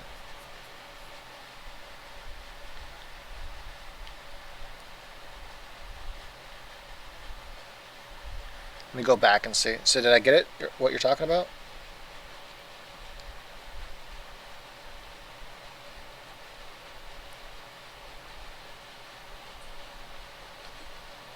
I'm just trying to look over and see if I can see what you mean, but I'm not finding. I don't know if that's what you were talking about.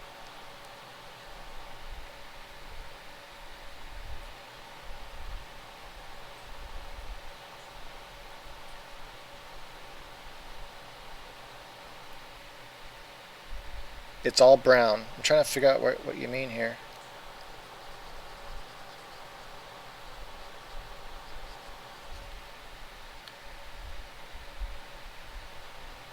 So, like, do you mean like in? I'm trying to figure out where you mean though. Like here? Is that what you mean? Like right there? Like where the dirt is? Or do you mean like down here somewhere? Just trying to figure out where you're referring to. I want to fix it, but I can't see it. Okay, so you're talking about in this area.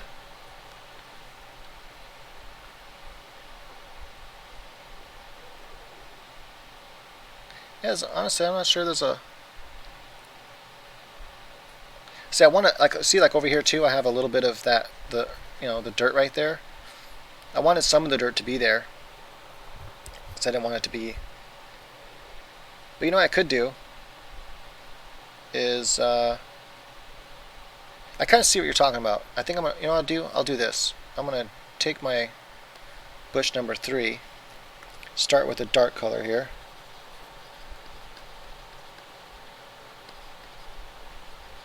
I'm just gonna put all this more into shadow, and we'll make all this be a bush. Then I go with my lighter colors. Yeah, but I kind of see what you're saying though. Like it did kind of look strange, so I'm gonna fix it. I'm gonna make it different. I want my turning point color there. Add some texture, and I want to add some of this kind of purplish color into the shadows, a little bit like that. Kind of get rid of some of that. There we go.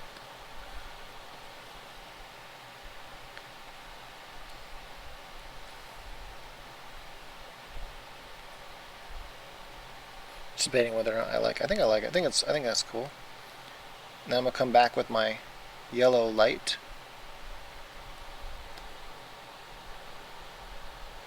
Add just a few. Right, sky color right there. Just add a few of those little details back in there. A little more green right here. Yeah, I'm liking it. Looking good. Digging it. A little purple. Kind of offset the green, purple and green. Yeah.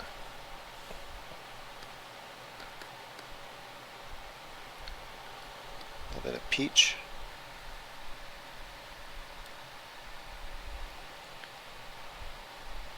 Well, what's cool, what's kind of cool about this is it adds a little bit of, so before it's really symmetrical. So if I leave it like this, I mean I can add the moss back, but just really quickly to show you what I'm talking about. This and this, hold on a second, I'm just not letting me, oh yeah, I gotta make a new layer. Okay, hold on a second, there we go.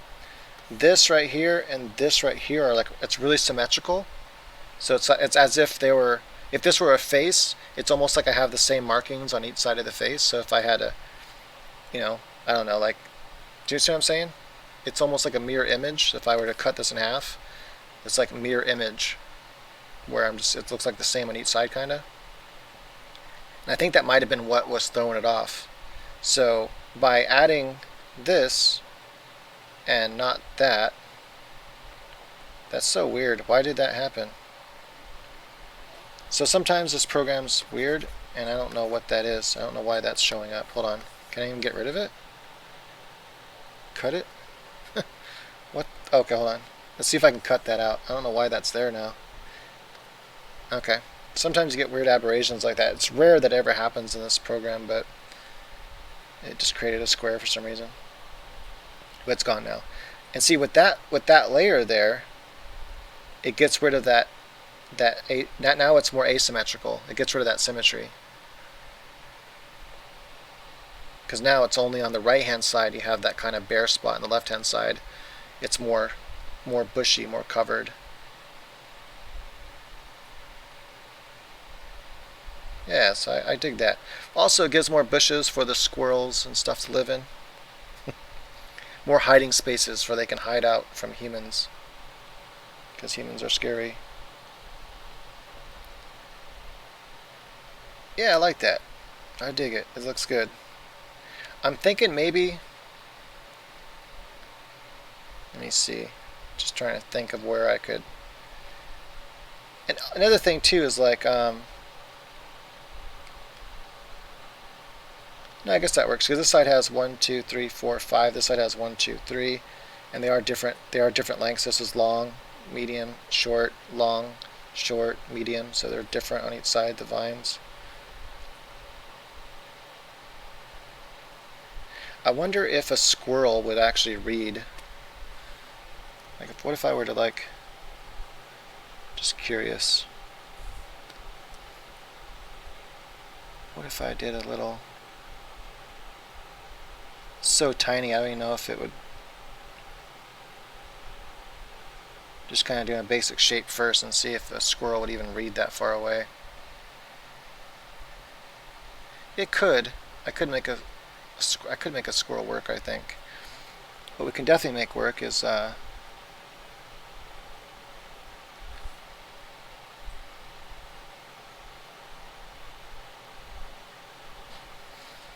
there's a lot of cool different basic shapes you can do for birds. Everyone probably already knows the V shape, so I'll zoom in if that's the story I'm talking about. So you have the basic V shape, which is like that. You can also do a modified V shape where you kind of come like this and then come like this. Kind of come. See how over like basically it's like a Y. You just overlap it a little bit, and that adds the little head. And from a distance, you'll see it can read like a different kind of bird. Or you can do more like what I just did right there. This kind of shape right here, which is kind of like, it's similar to that Y shape, kind of like that. So it's kind of like making a Y, except I'm going like this and I'm pulling off that side right there. See that? So it's kind of like that. And I make it lighter on one side. So this brush is really cool because I can press hard to make it dark, and then I can come back in and press light and get lighter colors in it. Another one you can do, obviously for small ones, you can just do little, tiny little V's. And I don't know if this brush will even let me get a small enough V. Let me see. There we go, for a little small bird way out there. But for I'm just debating whether I want to curve that.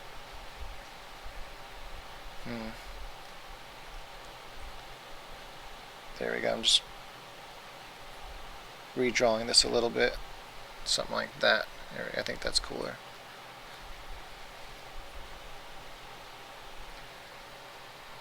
Little marks. What's another shape I like to do for birds? For distant birds, it's like a you do like the two wings.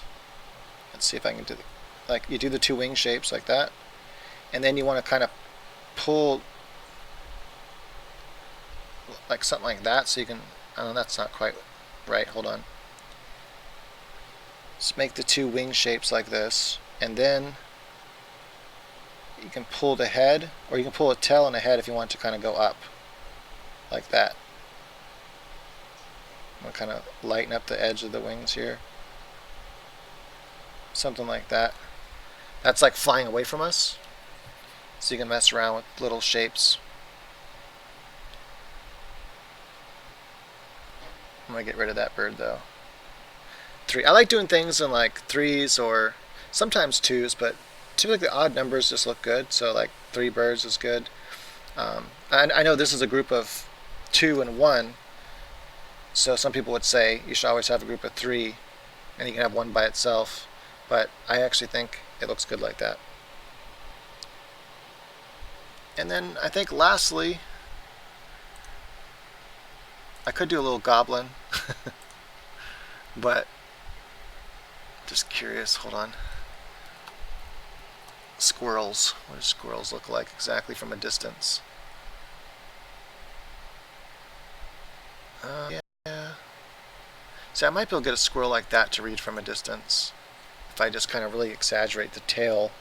I kind of wanted to put a squirrel in here somewhere. On that branch right here looked kind of cool. You know what I could do is I could get rid of some of this like that, and that will give me more room to put the squirrel. So I'm going to zoom in a little bit. I don't want to zoom in too much, but I do want to zoom in a little bit to see if I can make the squirrel work. So the squirrel has this little triangle type head, shaped like that. Squirrel. And then it has ear, so it's very much like a rat.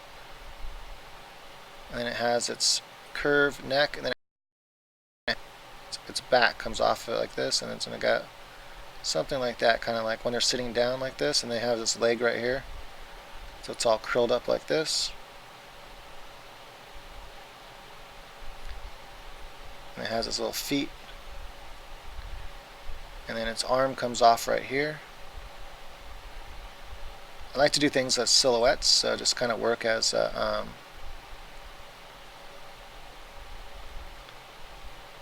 the dark color. Maybe he has a nut in his mouth. I don't know if that will read as much though, so maybe I'll make it to where he's like going to be like, I don't know, running or something, or about to get ready to run. So just have his arm out like that. And then the tail, you can come out like that, and then it curls back up like this.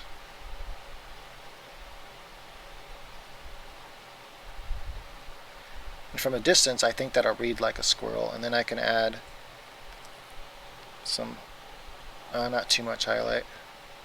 Let's just go with the same color, but just kind of, there we go. Add just a little bit of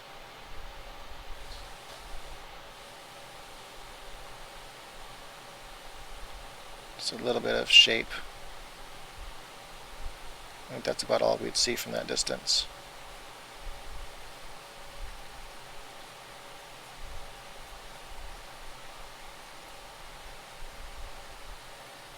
Let's find out if that works. It kind of reads like a squirrel. I feel like maybe I shouldn't have silhouetted the tail so much. So let me try to break that up a little bit right in here. Use that sky color. I'll kind of separate the tail from his back a little bit.